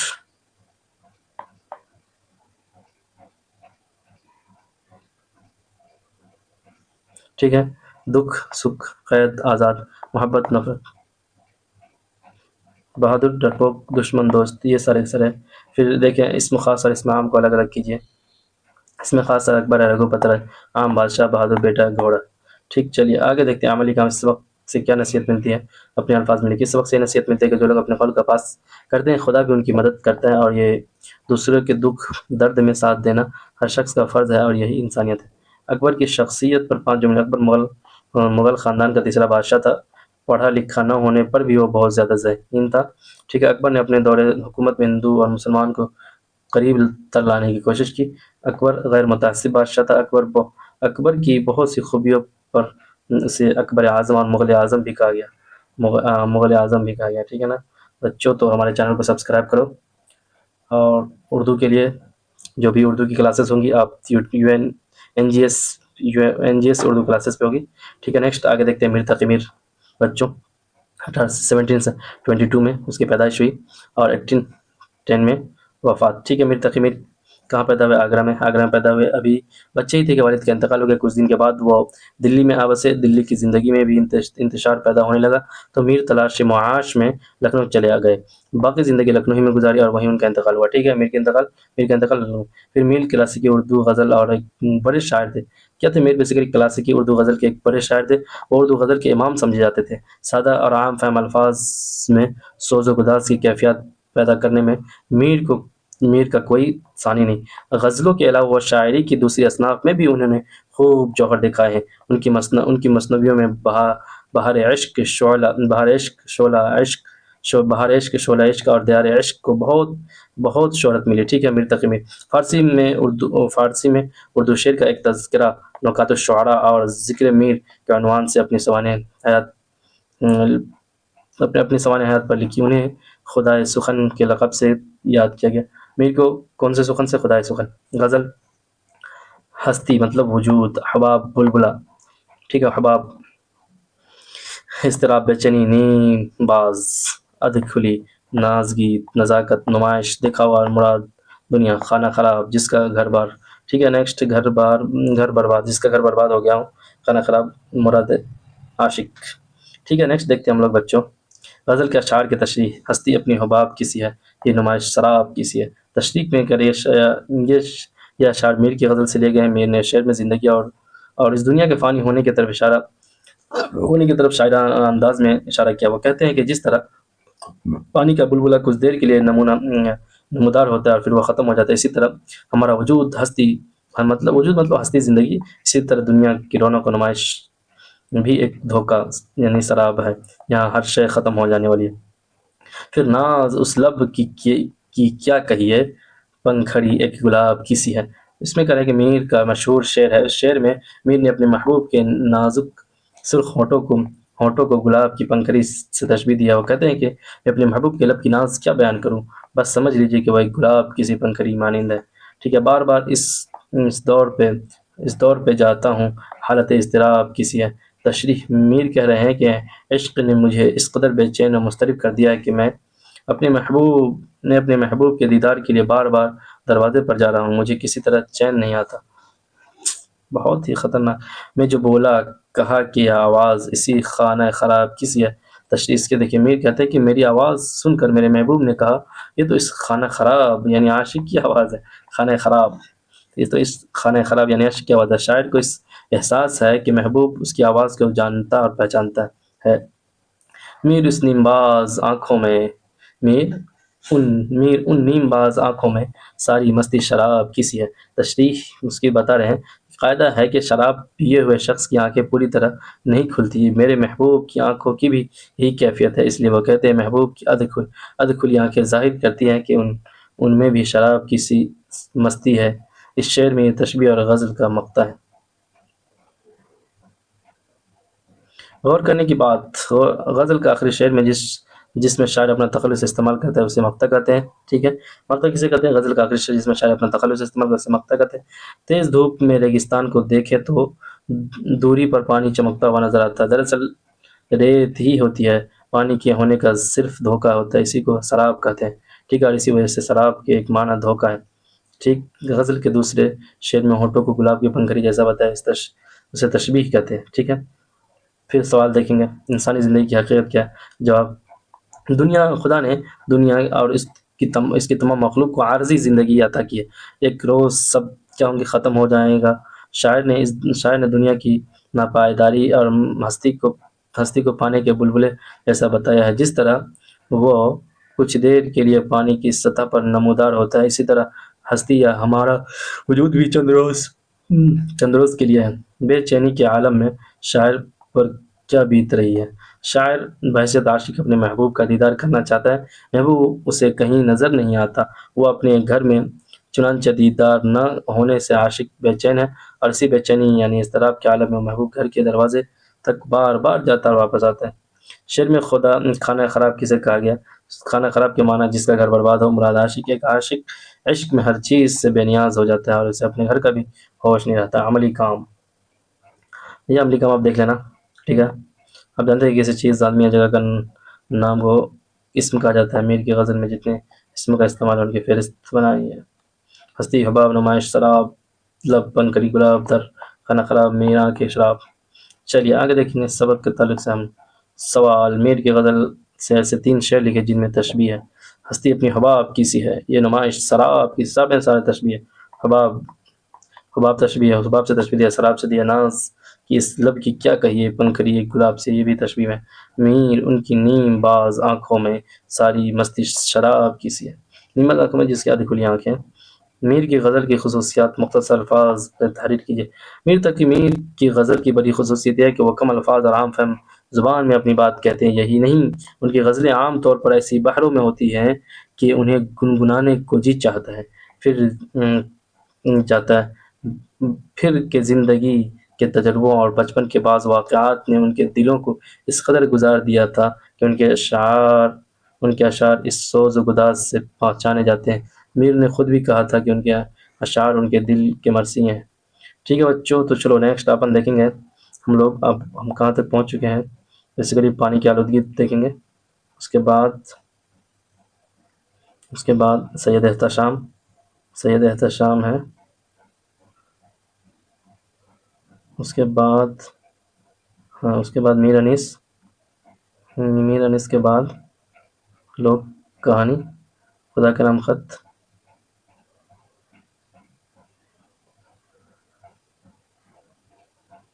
ڈاکٹر بھیم راؤ امبیڈکر، یہاں تک دیکھنا ہے ہم لوگ کو۔ چلو زیادہ نہیں ہے، کوئی نہیں، کمپلیٹ کر لیں گے 1.5-2 گھنٹے میں۔ نیکسٹ ہم لوگ دیکھیں گے کیا، چلیے خدا کے نام خط نہیں،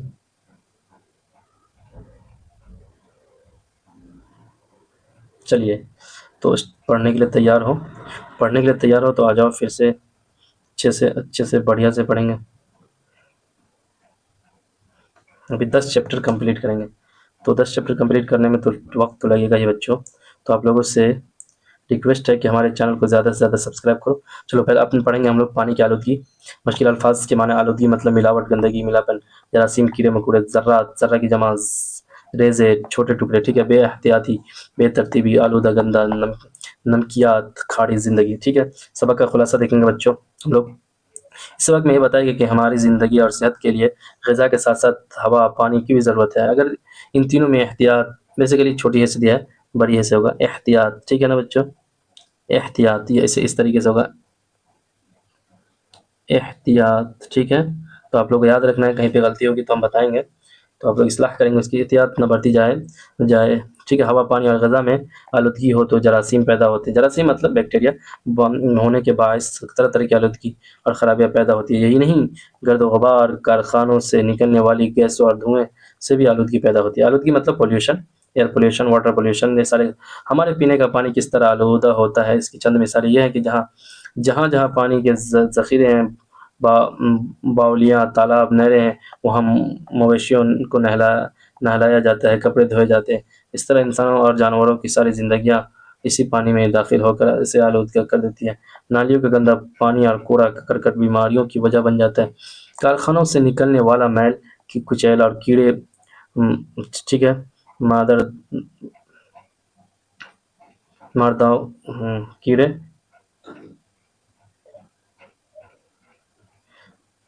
یہ کیا ہے مارداؤ، پتہ نہیں، ٹھیک ہے، کہ چھڑکاؤ سے بھی پانی آلودہ ہوتا ہے۔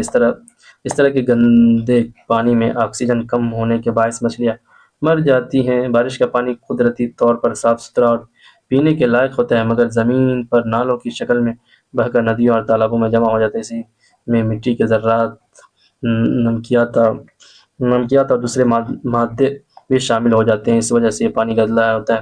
اس کے پینے سے پیچش، قبض، دورہ پیٹ کا درد اور ہیضہ جیسی بیماریاں پھیلتی ہیں۔ ایسے آلودہ پانی کو پینے کے لائق بنانے کے لیے ابالا جائے، اور ابالتے وقت اس میں 2 چٹکی پوٹاشیم پر میگنیٹ ڈالنے سے جراثیم مر جاتے ہیں۔ گدلا پانی صاف کرنے کے لیے اس میں پھٹکری کے بعد کپڑے میں چھان لینا چاہیے۔ اسی طرح مٹی کے ذرات تہ میں بیٹھ جاتے ہیں اور پانی صاف ہو جاتا ہے۔ پینے کے پانی کو آلودگی سے بچانے کے لیے ضروری ہے کہ پانی کے نلوں کو گندی نالیوں سے دور رکھا جائے، ٹھیک ہے۔ چلیے اقتباس کی تفہیم، یہ اقتباس تو پڑھ لیے ہم لوگ، اب ہم لوگ ڈائریکٹ سوالات تو جوابات پر کود پڑیں گے، ٹھیک ہے بچوں۔ ہماری صحت اور زندگی کے لیے کون کون سی چیزیں ضروری ہیں؟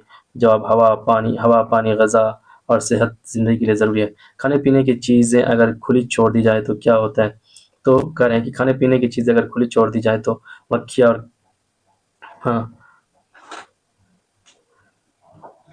مکھیاں، گرد اور بیماریاں پھیلانے والے جراثیم ان کو آلودہ کر دیتے ہیں۔ باولیوں، تالابوں اور نہروں میں گندگی کس طرح پہنچتی ہے؟ باولیوں، تالابوں اور نہروں کے پانی میں مویشیوں کو نہلایا جاتا ہے، کپڑے دھوئے جاتے ہیں، انسان بھی وہی نہاتے ہیں۔ اسی طرح انسانوں اور جانوروں کی ساری زندگی اس میں داخل ہو جاتی ہے۔ اسی سے کیا ہوتے ہیں؟ پردوشت ہو جاتے ہیں۔ کارخانے پانی کو کس طرح آلودہ کرتے ہیں؟ کارخانے سے نکلنے والا میل کچل پانی کو آلودہ کرتا ہے، ٹھیک ہے نا؟ سارے کے سارے سوالات اور جوابات لکھ لینا، آپ کو یاد کرنا، اگر لکھنا بھی نہیں ہے تو پرنٹ کر لینا اور پرنٹ سے یاد کر لینا سوالات اور جوابات. بس یہ اتنا نوٹس ہم نے اس لیے کر دیا ہے تاکہ کسی کو لگے کہ ہمیں پڑھنا ہے تو پڑھ لے تھوڑا سا، ٹھیک ہے. آلودہ پانی میں مچھلیاں کیوں مر جاتی ہیں؟ جس پانی میں گندگیاں شامل ہو جاتی ہیں وہ آکسیجن کی مقدار کم کر دیتی ہیں، جس کی وجہ سے مچھلیاں مر جاتی ہیں. مطلب آکسیجن کی ڈیفیشینسی ہو جاتی ہے. جو مچھلی سوالات آلودگی سے کیا مراد ہے؟ جواب: جس قدر شے میں گندگی شامل ہو جائے تو وہ آلودہ ہو جاتی ہے، ٹھیک ہے. پانی میں جانوروں کو نہلانے، کپڑے دھونے اور انسانوں کے نہانے سے پانی خراب ہو جاتا ہے، اور یہ خراب ہونا ہی آلودگی ہے. کیا ہے؟ خراب ہونا ہی آلودگی ہے. دوسرا سوال ہے، کھانے پینے کی چیزیں کس طرح آلودہ ہو جاتی ہے؟ کھانے پینے کی چیزیں کو اگر ڈھانک کر نہ رکھا جائے، انہیں کھلا چھوڑ دیا جائے تو مکھیاں، گرد اور بیماریاں پھیلانے والے جراثیم انہیں آلودہ کر دیتے ہیں، ٹھیک ہے نا. تو اسی طریقے سے ہو جائے گا. یس اور نو، ہاں یا نا؟ تو چلو بچوں، سمجھ رہے ہو تو اچھے سے پڑھ رہے ہو.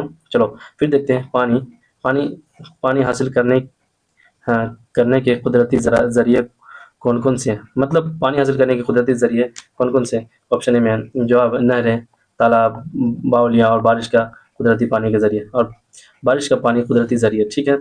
قدرتی جب بارش ہوگی تب. پانی کی آلودگی کس طرح پیدا ہوتی ہے؟ تو وہ جب نہروں، تالابوں اور باولیوں پر کپڑے دھوئے جاتے ہیں، جانور اور انسان نہاتے ہیں تو ان کی گندگی پانی میں شامل ہو جاتی ہے، اور کارخانوں اور فیکٹریوں سے نکلنے والا میل کچیل کچرا بھی پانی کو آلودہ کر دیتا ہے. سوال نمبر 5، شہروں کی گندگی کس طرح دریاؤں میں شامل ہو جاتی ہے؟ شہروں میں گندے پانی کی نالیاں اور نالے بہتے ہوئے دریا میں شامل ہو جاتے ہیں. اس طرح ان کی گندگی دریا کے پانی میں شامل ہو جاتی ہے. نیکسٹ آگے دیکھیں گے ہم لوگ، آلودہ پانی کو پینے کے قابل کیسے بنایا جاتا ہے؟ آلودہ پانی کو پینے کے قابل بنانے کے لیے اسے آگ پر ابالا جاتا ہے اور جوش دیتے ہیں مطلب ابال دیتے ہیں، تھوڑا ابلنے لگا. 2 چٹکی پوٹاشیم پر مینگنیٹ ڈالنے سے جراثیم مر جاتے ہیں. اس کے ساتھ اگر پانی گدلا ہو تو اس میں پھٹکری ڈالیں اور پھر کپڑے سے چھان لیں. اس طرح سے مٹی کے ذرات تہ میں بیٹھ جاتے ہیں اور پانی صاف ہو جاتا ہے. چلیے آگے دیکھیں گے ہم لوگ صحت مطلب استعمال کرنا جملے میں صحت مند رہنے کے لیے غذا کے ساتھ ساتھ صاف ہوا اور پانی بھی چاہیے. آلودگی، ٹھیک ہے. آلودگی خواہ ہوا میں ہو یا پانی میں صحت کے لیے نقصان دہ، ٹھیک ہے. گرد و غبار، کھانے پینے کی چیزوں کو گرد و غبار سے بچانے کے لیے انہیں ڈھک کر رکھنا چاہیے. پھر جراثیم، گندے پانی میں طرح طرح کے جراثیم ہوتے ہیں. دریا میں گندگی شامل ہونے سے اس کا پانی آلودہ ہو جاتا ہے. قدرت کا پانی قدرتی طور پر صاف ستھرا ہے. تالاب، ٹھیک ہے. تالاب کپڑے دھونے اور مویشیوں کے ساتھ ساتھ انسانوں کو نہانے سے بھی تالاب آلودہ ہو جاتا ہے، ٹھیک ہے بچوں. چلیے آگے ہم لوگ دیکھیں گے نیچے لکھے ہوئے لفظوں سے خالی جگہوں کو بھریے، ٹھیک ہے. تالابوں کا پانی جانوروں کو نہانے سے آلودہ ہو جاتا ہے، ٹھیک ہے. صحت کے لیے صاف ہوا پانی کی ضرورت ہے، ٹھیک ہے. صاف پانی کی ضرورت. بارش کا پانی قدرتی طور پر صاف ہوتا ہے، ٹھیک ہے. مکھیاں جراثیم پھیلاتی ہیں. جراثیم مطلب بیکٹیریا. واحد کی جمع خرابیاں، ذخائر. اقسام جمع ہے، اس کا واحد قسم ذرہ. چلیے آگے ہم لوگ دیکھیں گے عملی کام. پانی کی آلودگی پر ایک مختصر نوٹ لکھے تو آپ لوگ لکھ لینا یہاں سے، ٹھیک ہے. سبق سے متعلق سوالات و جوابات. صاف ستھرا پانی کس طرح آلودہ ہوتا ہے؟ تو قدرت نے ہماری صحت اور تندرستی کے لیے صاف اور پانی کا بندوبست کیا، لیکن ہم انسانوں نے اس قدر اس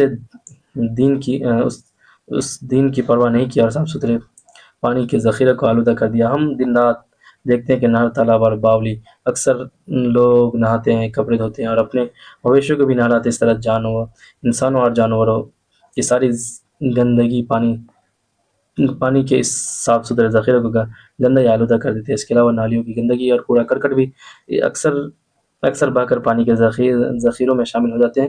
یہی نہیں، کارخانوں اور فیکٹریوں کا کچرا، میل کچیل اور دوسری خراب اشیاء بھی پانی کو آلودہ کرتی ہے. بارش کا پانی قدرتی طور پر صاف اور پینے کے قابل ہوتا ہے. جب وہ زمین پر بہتا ہے تو نالوں کی شکل میں بہتا ہوا ندیوں اور تالابوں اور دریا میں جمع ہو جاتا ہے. اس پانی میں مٹی کے ذرات، نمکیات اور دوسرے مادے شامل ہو جاتے ہیں اور پانی کو آلودہ کر دیتے ہیں. اس طریقے سے پانی آلودہ ہو جاتا ہے. چلیے آگے دیکھیں گے ہم سید احتشام کے بارے میں. بیسیکلی بچوں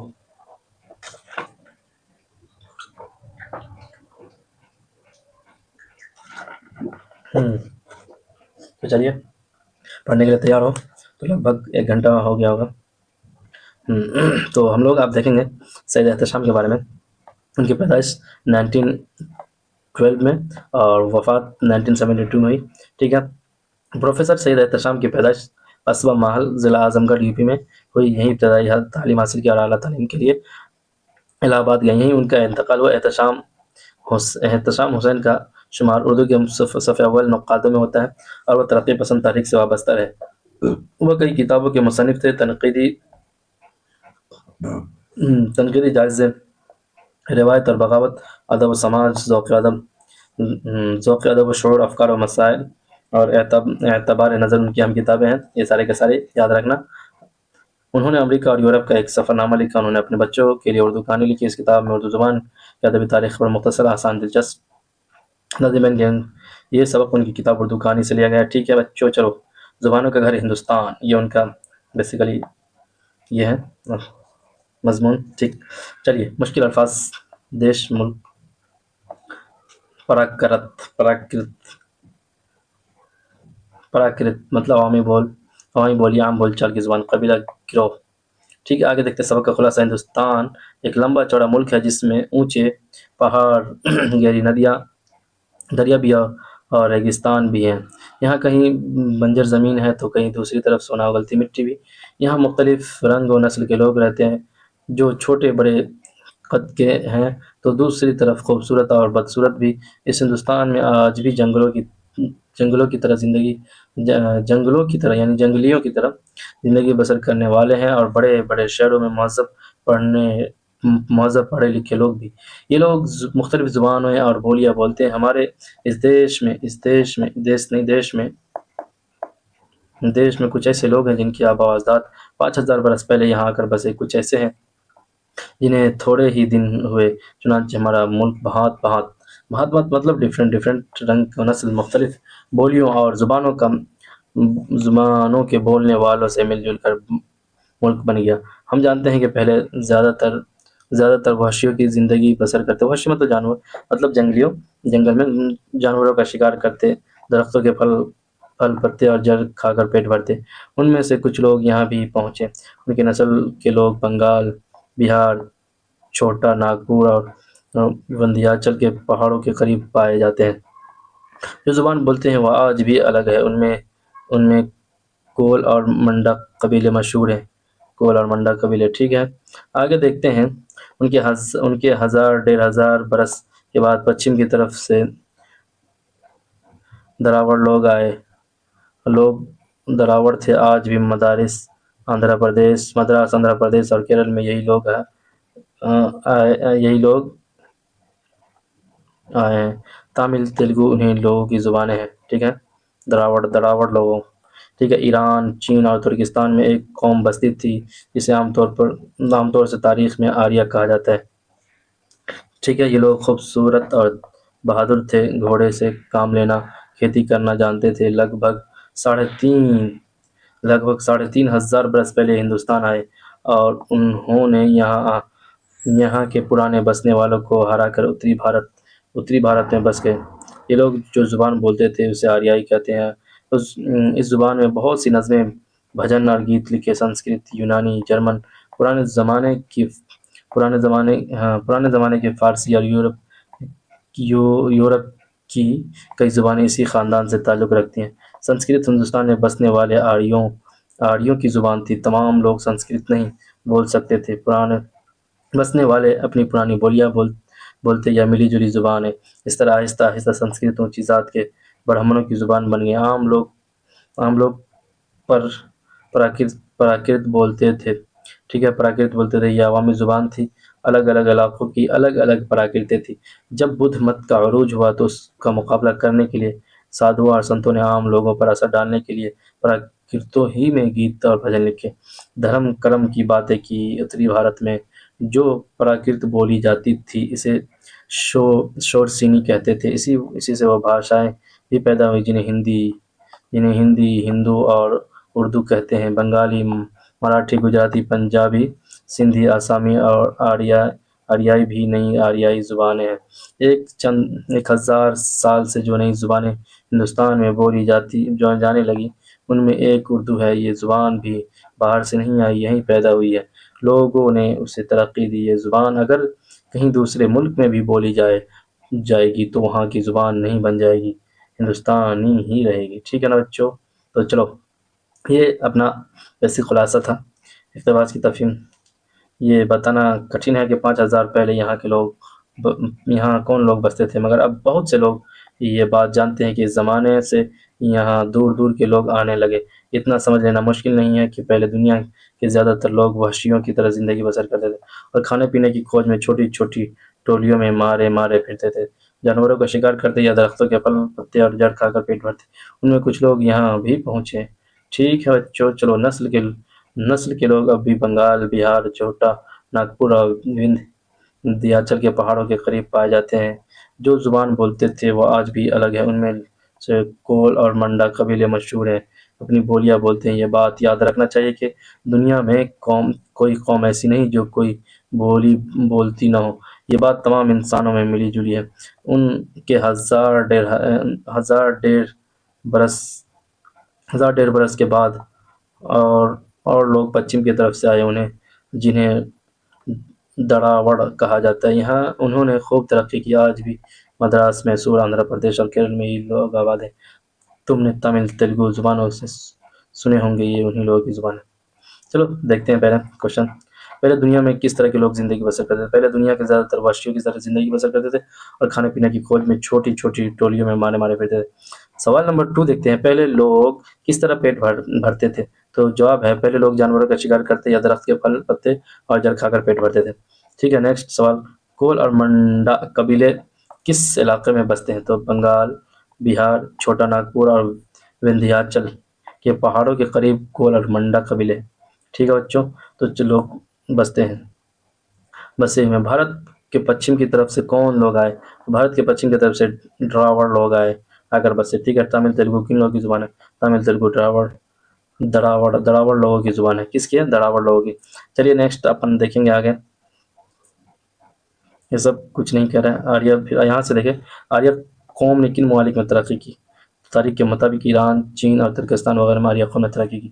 آریہ لوگ کیسے تھے اور یہ کیا کام جانتے تھے؟ آریہ لوگ بہادر، اچھی شکل والے تھے، یہ گھوڑے سے کام لینا، کھیتی کرنا جانتے تھے۔ ٹھیک ہے، آریہ ہندوستان میں آئے تو انہوں نے کیا کیا؟ تو نسل کے لوگ آئے تو کیا کرتے؟ نسل کے لوگ اب ہندوستان میں آئے تو کیا کیا؟ تو تیسرا میں سوال، ہاں یہاں سے دیکھو، ہندوستان میں آئے تو کیا کیا؟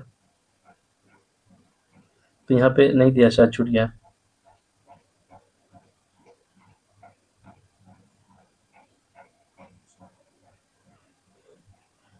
تھوڑا سا لگ رہا ہے، ہاں یہاں مل گیا۔ آریہ ہندوستان آئے تو انہوں نے یہاں پرانے بسنے والوں کو ہرا کر اتری بھارت میں اپنا راج قائم کیا سب سے پہلے۔ ٹھیک ہے، آریہ لوگ، اور ان لوگوں نے بہت سی نظمیں اور بھجن گیت لکھے۔ سنسکرت ان لوگوں کی زبان ہے؟ تو جواب میں ہے، سنسکرت ہندوستان میں بسنے والے آریوں کی زبان ہے۔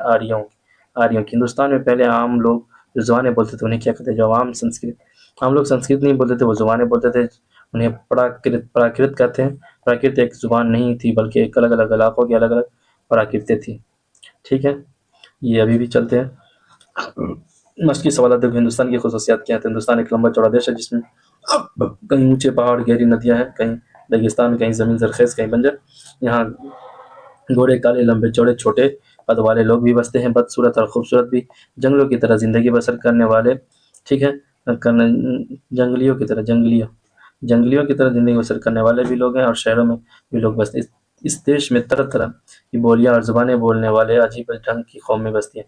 ٹھیک ہے، ہندوستان کے قبائلی نسلوں کے نام، کول، منڈا قبائلی نسلوں کے لوگ کے علاوہ دیگر قبائلی نسلوں کے لوگ رہتے ہیں۔ ٹھیک ہے، دراوڑ کون سی زبانیں بولتے تھے؟ دراوڑ تامل تیلگو زبانیں بولتے تھے۔ سنسکرت کس زبان کی شاخ ہے؟ سنسکرت آریائی زبان کی ایک شاخ ہے۔ ٹھیک ہے نا، یہ سارے کے سارے۔ اتر بھارت میں کون سی پراکرت بولی جاتی ہے؟ اتر بھارت میں بولی جانے والی پراکرت کو شورسینی کہتے ہیں۔ ہند آریائی زبانیں کون کون سی ہیں؟ تو بنگالی، مراٹھی، گجراتی، پنجابی، سندھی، آسامی اور اڑیا ہند آریائی زبانیں ہیں۔ ٹھیک ہے، آگے دیکھتے ہیں اردو کہاں پیدا ہوئی اور کس زبان سے نکلی ہے؟ تو اتری بھارت میں، کہاں پہ؟ اتری بھارت میں جو پراکرت بولی جاتی تھی اسے شورسینی کہتے ہیں، اسی شورسینی سے اردو پیدا ہوئی۔ چلیے عملی کام استاد کی مدد سے اردو زبان کے متعلق مضمون لکھ کے آپ لوگ لکھ لینا، یہ دے دیتے ہیں، ٹھیک ہے۔ آگے اپنے کو بہت پڑھنا ہے بچوں۔ چلیے نیکسٹ آگے ہم لوگ دیکھیں گے میر انیس کے بارے میں پڑھیں گے۔ میر انیس کی پیدائش 1802 میں، 1874 میں وفات۔ میر انیس فیض آباد میں پیدا ہوئے۔ ان کا اصلی نام میر ببر علی تھا۔ ان کے والد میر خلیق بھی ایک معروف مرثیہ گو تھے۔ مرثیہ گوئی کی تاریخ میں میر انیس کا بڑا مرتبہ ہے۔ انیس کے مرثیے کی بہت سی خوبیوں میں بیان کی صفائی، سلاست اور جذبات نگاری کی خاص اہمیت ہے۔ مناظر فطرت کی تشبیہ کشی اور ڈرامائی تاثر کو ابھارنے میں انہیں بڑی مہارت تھی، ٹھیک ہے۔ میر انیس مرثیوں کے علاوہ رباعیوں، نوحے اور سلام بھی لکھے ہیں۔ اردو شاعری کی تاریخ میں وہ اپنے مرثیوں کی وجہ سے ایک ممتاز مقام رکھتے ہیں، ٹھیک ہے بچوں۔ پڑھنے میں مزہ آ رہا ہے، سبسکرائب کرو، ٹھیک ہے نا۔ چلو سبسکرائب کرو، شیئر کرو، دوستوں تک کرو، بھائی یاد دیکھیں گے۔ رتبہ مرتبہ درجی تہی مغز جن کا دماغ خالی ہو، مراد کم عقل، ظرف برتن، سرائے مسافر، ٹھیکے سے ٹھہرنے کی جگہ، فروتنی انکساری، عاجزی، ثنا، تعریف، صدا، آواز، فانی، مٹ جانے والا، یہ سارے کے سارے واحد جمع مطلب الفاظ معنی دیکھ چکے ہیں۔ رباعی شعر ہے۔ رتبہ جسے دنیا میں خدا دیتا ہے، وہ دل میں فروتنی کو جا دیتا ہے۔ کرتے ہیں تہی مغز ثنا آپ اپنی، جو ظرف خالی ہے صدا دیتا ہے۔ تشریح رباعی میں انس کی ہے، انسان کے اعلیٰ اخلاق اور کردار پر لکھی ہے۔ وہ کہتے ہیں کہ خدا جن لوگوں کو کوئی رتبہ دیتا ہے یا بڑا بناتا ہے، اس شخص کے دل میں عاجزی اور انکساری ہوتی ہے، وہ اپنے مرتبے پر اتراتا نہیں ہے۔ اس کے برعکس جو لوگ کم عقل یا بیوقوف ہوتے ہیں، وہ خود اپنے منہ اپنی تعریف کرتے ہیں۔ ان کی مثال خالی برتن جیسی ہے، جو ذرا سی حرکت سے بولنے لگتے ہیں، ٹھیک ہے۔ دنیا بھی عاجب سرائے فانی دیکھی، ہر چیز یہاں کی آنی جانی دیکھی، جو آ کے نہ جائے وہ بڑھاپا دیکھا، جو جا کے نہ آئے وہ جوانی دیکھی، ٹھیک ہے۔ اس کی تشریح کریں کہ میر انیس رباعی کے 4 مصروں میں چار باتیں بطور نصیحت پیش کیا۔ پہلے مصرے میں کہتے ہیں یہ دنیا عجیب جگہ ہے، عجیب سرائے ہے جسے مٹ جانا یا ختم ہونا ہے۔ جو دوسرے مصرے میں کہتے ہیں کہ اس دنیا میں ہر چیز کو آتے جاتے دیکھا، زندگی آنا ہے اور موت جانا ہے، زندگی آنا ہے اور موت جانا۔ تیسرے مصرے میں انیس فرماتے ہیں کہ بڑھاپا آ کر نہیں جاتا۔ چوتھے مصرے میں جوانی اس متعلق کہا کہ وہ آتی ہے اور جب جاتی ہے تو پلٹ کر واپس نہیں آتی، یعنی اس دنیا میں کوئی ہمیشہ رہنے والی نہیں، سب کو ایک روز فنا ہونا ہے، ٹھیک ہے۔ دیکھتے ہیں دل میں فروتنی کو جگہ کون دیتا ہے، ٹھیک ہے۔ جواب خدا جس شخص کو کوئی رتبہ دیتا ہے وہ اپنے دل میں فروتنی کو جگہ دیتا ہے، ٹھیک ہے۔ اپنی ثنا آپ کون کرتا ہے؟ خالی دماغ یعنی کم عقل بیوقوف لوگ اپنی تعریف ثنا کرتے ہیں۔ خالی ظرف کے صدا دینے سے کیا مراد؟ تو بتا رہے ہیں کہ خالی ظرف یعنی برتن کے صدا دینے سے مراد یہ کہ جو برتن کسی چیز سے بھرا ہوتا ہے اس سے آواز نہیں آتی، خالی برتن سے آواز آنے لگتی ہے۔ شاعر نے یہاں کم عقل لوگوں کو خالی برتن کہا ہے، جو خالی دماغ ہوتے ہیں اور اپنی تعریف خود کرتے ہیں، ٹھیک ہے نا بچوں۔ تو یہ سارے کی ساری چیزیں شاعر نے دنیا کو سرائے فانی کیوں کہا؟ سرائے عارضی قیام گاہ ہوتی ہے۔ سرائے مطلب عارضی، مطلب وہ جو مسافر خانہ جسے بولتے ہیں، تو کیا ہوتے ہیں بیسیکلی عارضی قیام گاہ ہوتی ہے، یعنی مسافر کچھ دن کے لیے ٹھہرتے ہیں، دنیا میں آنے والے لوگ ایک روز مر جاتے ہیں، ان کی زندگی عارضی ہوتی ہے، اسی لیے شاعر نے دنیا کو سرائے فانی کہا اور ایک روز یہ دنیا فنا ہو جائے گی۔ پھر آگے دیکھتے ہیں بڑھاپا اور جوانی کے لیے شاعر نے کیا فرق بتایا۔ شاعر نے کہا کہ جوانی اگر آ کر چلی جاتی ہے اور بڑھاپا جب آتا ہے تو مرنے تک برقرار رہتا ہے، ٹھیک ہے بچوں، ٹھیک ہے۔ آگے دیکھتے ہیں سبق کے تعلق سے ہم سوالات۔ رباعی کی تعریف کے ساتھ میر انیس کی رباعیوں کی خوبیاں بیان کیجیے۔ تو رباعی ایک شعر صنف ہے، اسے 4 مصروں پر مشتمل ایک چھوٹی نظم سمجھیے۔ چونکہ عربی میں 4 کو اربع کہتے ہیں، اسی تعلق سے رباعی نام دیا گیا۔ اس کی ایک خاصیت ہوتی ہے جو پہلے، دوسرے اور چوتھے مصرے ہم قافیہ ہوتے ہیں۔ اس کے پہلے دوسرے اور چوتھے مصرے ہم قافیہ ہوتے ہیں۔ تیسرے مصرے میں قافیہ اور ردیف کا اہتمام نہیں ہوتا، اسے اپنے مخصوص اوزان ہے۔ میر انیس اپنی مرثیہ کے لیے مشہور ہے، انہوں نے اردو مرثیہ کو ایک بلند مقام عطا کیا، ٹھیک ہے۔ مرثیہ کے علاوہ نوحے اور سلام بھی لکھے، اس کے ساتھ انہیں رباعی پر بھی خاص توجہ دی۔ ان کی رباعیاں پند نصاح اخلاق اور کردار کی اصلاح اور تعلیم و تربیت پر مبنی ہوتی ہیں۔ اعلیٰ خیالات اور آسان زبان، مؤثر انداز بیان میر انیس کی رباعیوں کی اہم خوبیاں ہیں، ٹھیک ہے بچوں۔ چلیے آگے ہم لوگ دیکھیں گے نیکسٹ لوک کہانی، ٹھیک ہے۔ لوگ کہانی دیکھیں گے، ارے یار ہاں ٹھیک ہے، لوگ کہانی، یہ سبق اسپینی زبان کی ایک لوک کہانی پر مشتمل ہے۔ لوک کہانی کسی معاشرے کے افراد میں سنائی جانے والی ایسی کہانی ہوتی ہے جس میں فطرت، انسان اور ماحول کی دوسری تفصیلات کے متعلق روایتوں کو اخلاقی تعلیم و تربیت کی خاص خاطر کہانی کے روپ میں بیان کیا جاتا ہے، ٹھیک ہے۔ اس کہانی میں خدا پر ایک کسان کے پختہ یقین اور اس ڈھنگ سے پیش کیا گیا ہے کہ اس سے باہمی ہمدردی اور انسانی دوستی کی تصویر کشی کی جاتی ہے، ٹھیک ہے بچوں۔ یہ سارے کے سارے چیزیں خدا کے نام خط، اس میں قیاس انداز شفاف صاف، قلاش غربت، کار خیر نیک کام، شدھ بدھ سمجھ، ترنگ جوش خوشی، پاش پاش کرنا، ٹکڑے ٹکڑے، بد دیانت، بے ایمان۔ چلیے خلاصہ دیکھ لیتے اس کا۔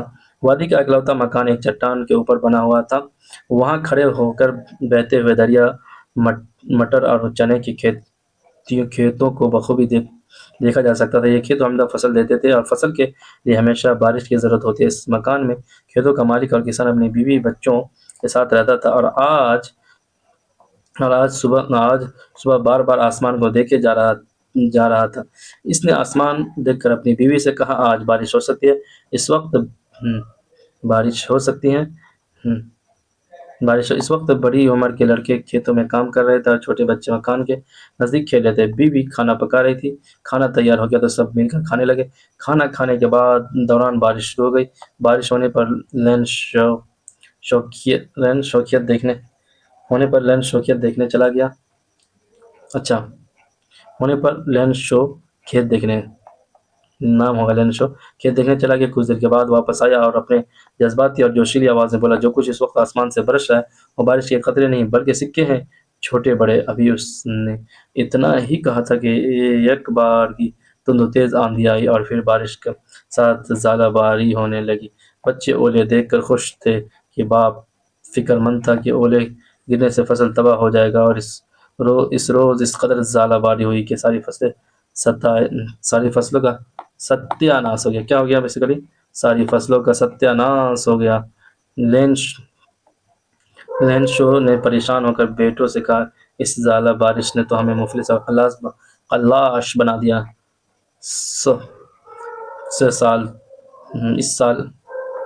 اس سال تو اب الف یہاں پہ دیکھو، اس سال تو ہمیں فاقے بے فاقہ کرنے ہوں گے۔ حالات سے پریشان ہو کر اس نے خدا کے نام خط لکھا اور پوسٹ کر دیا ڈاک خانے میں۔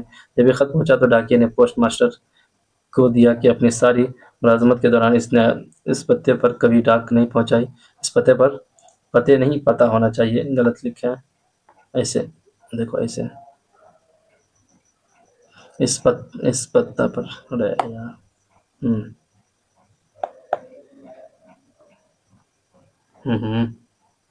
ہاں چلو اس پتہ پر۔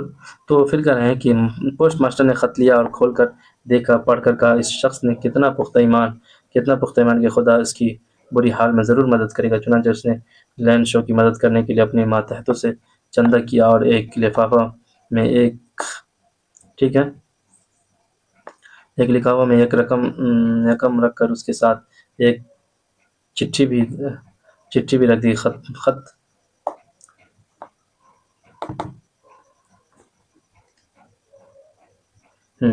چٹھی بھی لکھ دیا۔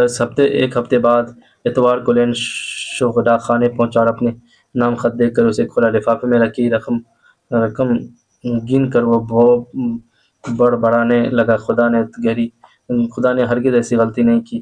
پھر اس نے ایک اور خط لکھا، لیٹر باکس میں ڈال دیا۔ اس کے جانے کے بعد ڈاکیے نے خط نکالا، اس میں لکھا تھا، یا ربی، جتنی رقم میں نے طلب کی تھی اس میں صرف 70 روپے ملے ہیں، باقی رقم بھی ارسال کر دے، مگر ڈاک کے ذریعے نہیں۔ ڈاک خانے کے ملازم بے ایمان اور بددیانت ہیں، ٹھیک ہے، یہ کہہ رہے ہیں۔ پھر اقتباس کی تفہیم ممکنہ سوالات دیکھتے ہیں، سوالات اور جوابات دیکھیں گے۔ پوسٹ ماسٹر بیسیکلی کہہ رہے ہیں پوسٹ ماسٹر کیا آدمی تھا؟ تو پوسٹ ماسٹر ایک خوش مزاج اور درد مند دل کا مالک تھا، ٹھیک ہے۔ پھر کہہ رہے ہیں کہ لفافہ دیکھ کر پوسٹ ماسٹر کا کیا رد عمل تھا؟ تو لفافہ دیکھ کر پوسٹ ماسٹر نے بے اختیار ہنسنے لگا اور اچانک خاموشی اور سنجیدگی ہو کر کہنے لگا کہ واہ واہ، کیا پختہ ایمان ہے، کاش مجھے بھی ایسا ایمان نصیب ہوتا، میں بھی ایسے ہی یقین کا حامل ہوتا۔ کیا بات لکھنے والے کی جس نے ایک پختہ امید پر خدا سے خط و کتابت شروع کر دی. یہ سارے کے سارے چیز ہیں، دیکھ لو. پوسٹ ماسٹر نے اپنے ماتحتوں سے کیا درخواست کی؟ تو کہہ رہے ہیں کہ پوسٹ ماسٹر نے اپنے ماتحتوں سے چندے کی درخواست کی اور خود بھی اچھی خاصی رقم پیش کی. ٹھیک ہے نا. پھر دیکھو پوسٹ ماسٹر نے اپنے ماتحتوں کے سامنے کیا تجویز دی. پوسٹ ماسٹر نے اپنے ماتحتوں کے سامنے یہ تجویز رکھی کہ یہ خط پڑھا جائے اور اس کا جواب دیا جائے. ٹھیک ہے، چلیے آگے دیکھتے ہیں. پوسٹ ماسٹر نے چندہ جمع کرنے کے بعد کیا کیا؟ پوسٹ ماسٹر نے چندہ جمع کرنے کے بعد تمام نوٹ ایک لفافے میں بند کیے. پھر اس پر لینڈ شو کا پتہ تحریر کیا اور ایک چٹھی لکھ کر لفافے میں رکھ دی، جس پر دستخط کے طور پر صرف خدا لکھا تھا. ٹھیک ہے. اس میں کرے نظر گول کو پڑھیے، اس سے متعلق سوال جواب دیجیے. تو اس طریقے کا سوال جوابات آئے گا آپ کو، تو آپ کو دینا ہے اور دیکھنا ہے منزل بالا کس سبق سے ماخوذ ہے. منزل بالا عبارت سب خدا کے نام خط سے ماخوذ ہے. پوسٹ ماسٹر دروازے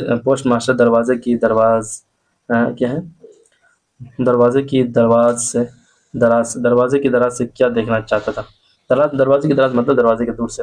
پوسٹ ماسٹر دروازے کی دراز سے دیکھنا چاہتا تھا کہ رقم پا کر لینڈ شو کتنا خوش ہوگا، لیکن اس نے دیکھا کہ نوٹ پا کر لینڈ شو کو کوئی حیرت نہیں ہوئی. اس کے یقین کے مطابق یہ رقم تو اس کو ملی ہی نہیں جتنا چاہتا تھا. رقم پا کر لینڈ خوش کیوں نہیں ہوا؟ پوسٹ ماسٹر سے رقم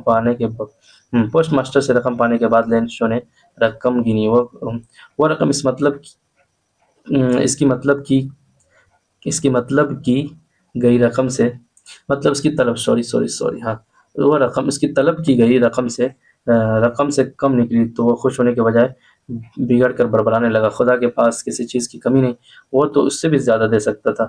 یہ غلطی خدا نے ہرگز نہیں کی ہوگی. تو تھوڑا سا اس کے اپنے ایمان پہ بھروسہ تھا. لینڈ شو خط میں کیا لکھا؟ لینڈ شو نے خط میں لکھا، جو رقم میں نے طلب کی تھی اس میں مجھے صرف 70 روپئے ہی ملے. باقی رقم بھی فوراً ارسال کر دیں، مجھے اس کی شدید ضرورت ہے. لیکن اب باقی رقم ڈاک کے ذریعے ہرگز نہ بھیجے، کیونکہ اس ڈاک خانے کے ملازم بے ایمان اور بددیانت ہے. ٹھیک ہے. تو یہ اپنا منزل بالا کے معنی ہوتا ہے بددیانت، مطلب بددیانت بے ایمان، جس کو بولتے ہیں ارسال کرنا، روانہ بھیجنا، کار خیر نیک کام. یہ سارے کے سارے مشقی سوال ہیں. شو نے بیوی سے کیا قیاس آرائی کی؟ تو کریں کہ لینڈ شو نے بیوی سے کہا، میرا قیاس کہتا ہے کہ آج بارش ہوگی. لینڈ شو بارش میں کھیتوں کی طرف کیوں گیا؟ ٹھیک ہے. لینڈ شو بارش میں کھیتوں کی طرف اس لیے گیا کہ وہ بارش سے لطف اندوز ہو اور بارش سے پیدا ہونے والی ترنگ کو اپنے تن میں رواں دیکھے. زالہ باری سے کیا نقصانات ہوئے؟ زالہ باری سے درختوں پر ایک پتا بھی نہ رہا، غلے کے کھیتوں کا ستیاناش ہو گیا، مٹر کی بیلیں اور پودوں کے تازہ پھل اور ٹوٹ کر بکھر گئے. لینڈ شو نے خدا کے نام خط میں کیا لکھا؟ لینڈ شو نے خدا کے نام خط میں لکھا، یا ربی اگر تو نے میری مدد نہیں کی تو میرا کنبہ اس سال فاقوں کا شکار ہو جائیں گے. اس وقت 100 روپے کی ضرورت ہے تاکہ میں کھیتوں کی حال دوبارہ ٹھیک کر سکوں، نئی فصل کی کٹائی تک زندہ بھی رہ سکوں. زالہ باری نے ساری فصل تباہ کر دی ہے. ٹھیک ہے. لینڈ شو نے لفافے پر کیا پتہ لکھا؟ لینڈ شو نے پتہ لکھا، یہ خط خدا کو ملے. ٹھیک ہے. پوسٹ ماسٹر نے لینڈ شو کا خط پڑھنے کے بعد کیا کہا؟ پوسٹ ماسٹر نے لینڈ شو کا خط پڑھ کر متاثر ہوا. ٹھیک ہے بچوں. متاثر ہوا. اس نے ڈاک خانے کے ملازم سے چندہ کیا اور خود بھی کچھ رقم ملا کر لفافے میں لینڈ شو کے نام ایک چٹھی کے ساتھ 70 روپئے رکھ دیا اور لینڈ شو کا پتہ تحریر کر دیا. ٹھیک ہے. لینڈ شو نے پہلے خط کا جواب ملنے کے بعد دوسرے خط میں خدا کو کیا لکھا؟ لینڈ شو نے دوسرے خط میں لکھا کہ یا ربی جو رقم میں نے طلب کی اس میں سے مجھے صرف 70 روپئے ملے ہیں، باقی رقم بھی فوراً ارسال کر دے، مجھے اس کی شدید ضرورت ہے. لیکن اب کیا ہے؟ باقی رقم ڈاک کے ذریعے ہرگز نہ بھیجے، کیونکہ اس ڈاک خانے کے ملازم بے ایمان اور بددیانت ہیں. تو تھوڑا سا ان کو ڈاک خانے والے پہ بھروسہ نہیں تھا. چلو دیکھتے ہیں. اکلوتا مطلب اکلوتا بچہ، یہ سب استعمال کرنا ہے. ملازمین اچھے اور ایماندار ملازمین، نیک دل سے کام کرنے والوں پر اللہ کی رحمت ہوتی ہے. پختہ یقین سے ہی کوئی بھی آدمی کامیابی حاصل کر سکتے ہیں. یہ سارے کے سارے چیز آپ کو دیکھ لینا. الفاظ نزدیک، دور، شکست، جیت، موجود، غیر حاضر، تیز، سست، پختہ، ناپختہ، خام جسے بولتے ہیں، شہر، گاؤں. ٹھیک ہے. یہ الفاظ بنا واحد کی جمع مکان، مکانات، روح، ارواح، افسر، افسران، چادر، چادریں، سبزی. ٹھیک ہے. سبزی، سبزیاں، خطوط. یہ سارے کے سارے چیز ہم لوگ دیکھ لیں. عملی کام جو کرنے ہیں آپ کو، خدا کا نام خط لکھے گئے لینڈ شو کے خطوط کو اپنے الفاظ میں لکھیں. یا ربی برشا زالہ باری نے پوری فصل تباہ کر دی. یہ لکھ لینا، کہیں پوچھے جا سکتے ہیں. اگر تو نے میری مدد نہیں کی تو میرے کنبے کے لوگ بھوک مر جائیں. भूखों मर जाएंगे, मुझे 100 रुपये की शदीद ज़रूरत है ताकि मैं खेतों को ठीक कर सकूँ, नए फसल की बुआई और कटाई तक जिंदा रहूँ। चलिए नेक्स्ट आगे देखते हैं हम लोग। डॉक्टर भीमराव अंबेडकर, ये शायद अपना लास्ट चैप्टर होगा, तो देखते हैं। अल्फाज माना देखें, तफरीक, फ़र्क करना, हकूक़ की जमा, हक़ की जमा है, ठीक है। अल्फाज अज़ीम, बड़ा, आला, ऊँचा, ठीक है। खुद एतमादी, अपने ऊपर भरोसा। मेमार, मेमार बोलते हैं तामीर करने वाले को, ठीक है। ज़ात, बिरादरी, तबका, जिसको बोलते हैं आखिर, नीचे, ठीक है। बेदार, फिर आगे देखेंगे हम लोग। लानत, नापसंदीदा चीज़, बुराई, खब, बेदार करना, जगाना, ठीक है। ओके। दस्तूर, आइन, कानून। चलिए आगे देखते हैं सबक का खुलासा। डॉक्टर भीमराव अंबेडकर का नाम भीमराव सकपाल था। वो 14 अप्रैल 1891 को 1891 को मध्य प्रदेश के कस्बा मऊ में पैदा हुए। मध्य प्रदेश के महाराष्ट्र के महार खानदान से उनका ताल्लुक था। महार खान, इस वक्त छूत छात की वबा आम थी और डॉक्टर भीमराव अंबेडकर को बचपन ही से उनका सामना करना पड़ा। एक बार वो स्कूल जा रहे थे कि बहुत ज़ोर की बारिश शुरू हो गई। वो एक मकान की दीवार के साथ खड़ा होना चाहते थे कि मकान का मालिक ने उन्हें वहाँ से भगा दिया। वो नहीं चाहती थी कि छोटी ज़ात का कोई शख्स उसके मकान की दीवार के पास खड़ा हो। सितारा के एक स्कूल में अम्बेडकर नाम के साथ स्कूल में डॉक्टर अम्बेडकर नाम के साथ उस्ताद थे, ठीक है। वो छूत छात और जात पात की तफरीक को अच्छा नहीं समझते थे और सबके साथ बराबरी का सलूक करते थे। और भीमराव को बहुत पसंद करते थे। अम्बेडकर ने, हम भीमराव को बहुत और उस्ताद और शागिर्द के दरमियान एक ऐसा रिश्ता कायम हुआ कि भीमराव सकपाल भीमराव अम्बेडकर बन गए। तालीम हासिल करने के बाद उनको कई रुकावटों का सामना करना पड़ा। उनके दिल में इल्म हासिल करने का शौक़, मेहनत का जज्बा था। वो आगे बढ़ना चाहते थे। आखिरकार उन्हें इंग्लिस्तान में तालीम हासिल करने का मौका मिल गया। इंग्लिस्तान से वापस आकर भीमराव अम्बेडकर ने मुल्क से छूत छात और ज़ात पात की तफरीक मिटाने की कोशिश की। वो जानते थे कि मुल्क का बड़ा तबका गुर्बत और जहालत का शिकार है। डॉक्टर अम्बेडकर ने गाँवों और शहर जाकर लोगों को बेदार किया। उन्होंने कमज़ोर तबकों की तालीम के लिए इदारे कायम किए, स्कूल और कॉलेज खोले, मर्दों के साथ साथ औरतों की तरक्की पर तवज्जो दी, उनके लिए समाज में बराबरी के हकूक़ की वकालत की। जब हमारा मुल्क आज़ाद हुआ तो उसका दस्तूर बनाने की जिम्मेदारी डॉक्टर अम्बेडकर को सौंपी गई। भारत के दस्तूर का यह मेमार 6 दिसंबर 1954 को इस दुनिया से चल बसा। तो ये सारे के सारे उनके काम है। इक़्तिबास की तफ़हीम, ठीक है। इक़्तिबास की तफ़हीम में कह रहे हैं कि गौर परिवार और मुतालिक सवालात के जवाब देना है, तो ये पढ़ लेना अपना। हम सवालात और जवाब पे गौर करेंगे। भीमराव सकपाल का नाम भीमराव अम्बेडकर कैसे पड़ा? तो अम्बेडकर सतारा के स्कूल के उस्ताद थे, जो छूत छात और ज़ात पात की तफरीक को नहीं मानते थे। वो भीमराव को बहुत चाहते थे। उस्ताद और शागिर्द का रिश्ता इतना मजबूत हुआ कि आगे चलकर वो भीमराव सकपाल से भीमराव अम्बेडकर बन गए, ठीक है। इंग्लिस्तान से वापस आकर अम्बेडकर ने क्या कोशिश की? इंग्लिस्तान से वापस आकर डॉक्टर अम्बेडकर ने मुल्क से छूत छात की ज़ात पात की तफरीक को मिटाने की कोशिश की, ठीक है। फिर आगे देखेंगे तालीम के मुतालिक अम्बेडकर का क्या ख्याल था। तो जवाब में है, तालीम के मुतालिक अम्बेडकर का ख्याल था कि तालीम बहुत सी बुराइयों को ख़त्म कर देती है। समाज में बाइज़्ज़त ज़िंदगी गुजारने के लिए तालीम बेहद ज़रूरी है। चौथा नंबर है, कमज़ोर तबकों की तालीम के लिए अम्बेडकर ने क्या किया? जवाब, कमज़ोर तबकों की तालीम के लिए अम्बेडकर ने कई इदारे कायम किए, स्कूल और कॉलेज खोले। सवाल नंबर 5 है, भारत के दस्तूर का मेमार कौन था? जवाब, भारत के दस्तूर का मेमार भीमराव अम्बेडकर है, ठीक है। सवालात है कुछ मशक़ी सवाल। डॉक्टर भीमराव अम्बेडकर का पूरा नाम क्या था? उनका ताल्लुक किस खानदान से था? डॉक्टर भीमराव अम्बेडकर का नाम कह रहे हैं कि अम्बेडकर का पूरा नाम सकपाल क्या था? सकपाल था। उनका ताल्लुक महाराष्ट्र के महार खानदान से, कैसे? महार खानदान से था, ठीक है। फिर कह रहे हैं आगे हम लोग देखते हैं, भीमराव के नाम अम्बेडकर क्यों शामिल हुआ, ठीक है। तो सितारा के एक स्कूल में जहाँ भीमराव पढ़ते थे, अम्बेडकर, ठीक है, क्या था? अम्बेडकर नाम से एक उस्ताद थे जो छूत छात और ज़ात पात की तफरीक को नहीं मानते थे। वो भीमराव को बहुत चाहते थे। उस्ताद और शागिर्द का रिश्ता इतना मजबूत हुआ कि भीमराव ने अम्बेडकर के नाम को अपने नाम का हिस्सा बना लिया। इसी तरह भीमराव सकपाल डॉक्टर भीमराव अम्बेडकर हो गए। तो इस तरीके से अपने उस्ताद की मोहब्बत में उस्ताद के नाम को अपने साथ ऐड कर लिया, ठीक है बच्चों। तो चलो आगे हम लोग देखेंगे छूत छात से मुल्क को क्या नुकसान पहुंचा। छूत छात से मुल्क को काफ़ी नुकसान पहुंचा। मुल्क का एक बड़ा तबका गुर्बत और जहालत का शिकार रहा, ठीक है। देखते हैं भीमराव अम्बेडकर का सबसे अहम कारनामा क्या है। भीमराव अम्बेडकर का सबसे अहम कारनामा यह है कि जब मुल्क आज़ाद हुआ तो उसका दस्तूर बनाने की जिम्मेदारी अम्बेडकर को सौंपी गई, इसलिए उन्हें भारत के दस्तूर का मेमार कहा जाता है, ठीक है बच्चों। चलिए आगे देखते हैं مذکر مؤنث دیکھیں گے. راستہ مذکر ہے، ظلم مذکر ہے، خوف مذکر ہے، مصیبت مؤنث ہے، تعلیم مؤنث ہے، رکاوٹ مؤنث ہے، محنت مؤنث ہے، قوم مؤنث ہے. استعمال کیسے کریں گے؟ میرا راستہ ہموار ہو گیا، میرا راستہ بہت چوڑا ہے، میرا راستہ بہت دور ہے، میرے اوپر ظلم ہوا ظلم ہوا. ٹھیک ہے. خوف مجھے صرف اللہ کا خوف ہے. ٹھیک ہے، خوف. پھر مصیبت تو میری مصیبت میں آپ نے مدد کی. تعلیم میری تعلیم ہو رہی ہے، رکاوٹ میرے بیچ میری رکاوٹ میں. ٹھیک ہے، تعلیم حاصل کرنے کے لیے یہ سارے کے سارے چیز استعمال ہوا. رکاوٹ تعلیم حاصل کرنے کا امبیڈکر کو کئی رکاوٹوں کا سامنا کرنا پڑا. چھوت چھات کی لعنت نے ملک کو کافی نقصان پہنچایا. یہ سارے کے سارے ہیں. سماج میں باعزت زندگی گزارنے کے لیے تعلیم بہت ضروری ہے. چلیے آگے دیکھتے ہیں ہم لوگ عملی. ڈاکٹر بھیم راؤ امبیڈکر کی زندگی کا مختصر مضمون لکھیے. تو آپ لوگ لکھ لیں گے ڈاکٹر بھیم راؤ امبیڈکر جن کا اصل نام بھیم راؤ سکپال تھا، وہ قصبہ مہو مدھیہ پردیش میں پیدا ہوئے. ان کا تعلق مہاراشٹر کے خاندان سے مہاراشٹر کے مہار خاندان سے تھا. ڈاکٹر امبیڈکر کو بچپن سے بھید بھاؤ اور ناانصافی کا سامنا کرنا پڑا کیونکہ اس وقت چھوت چھات اور ذات پات کی تفریق عام تھی. ڈاکٹر امبیڈکر نے اپنے استادوں کی بہت عزت کرتے تھے. استاد کے اور ستارہ یہاں پہ یہ یاد رکھنا، ستارہ کے ایک اسکول میں پڑھانے والے استاد امبیڈکر سے متاثر ہو کر انہوں نے اپنا نام لیا. ٹھیک ہے. اور اب وہ بھیم راؤ امبیڈکر ہو گئے کیونکہ امبیڈکر ذات پات کی تفریق کو نہیں مانتے تھے اور سب کے ساتھ برابری سلوک کرتے تھے. شوق اور جذبے نے انہیں اعلیٰ تعلیم حاصل کرنے ارے یار اتنا غلطی کرتے ہیں بک والے. ہاں، بڑا سے حاصل ایسے. ٹھیک ہے نا بچوں، تیار ہو پڑھنے کے لیے تو پڑھو.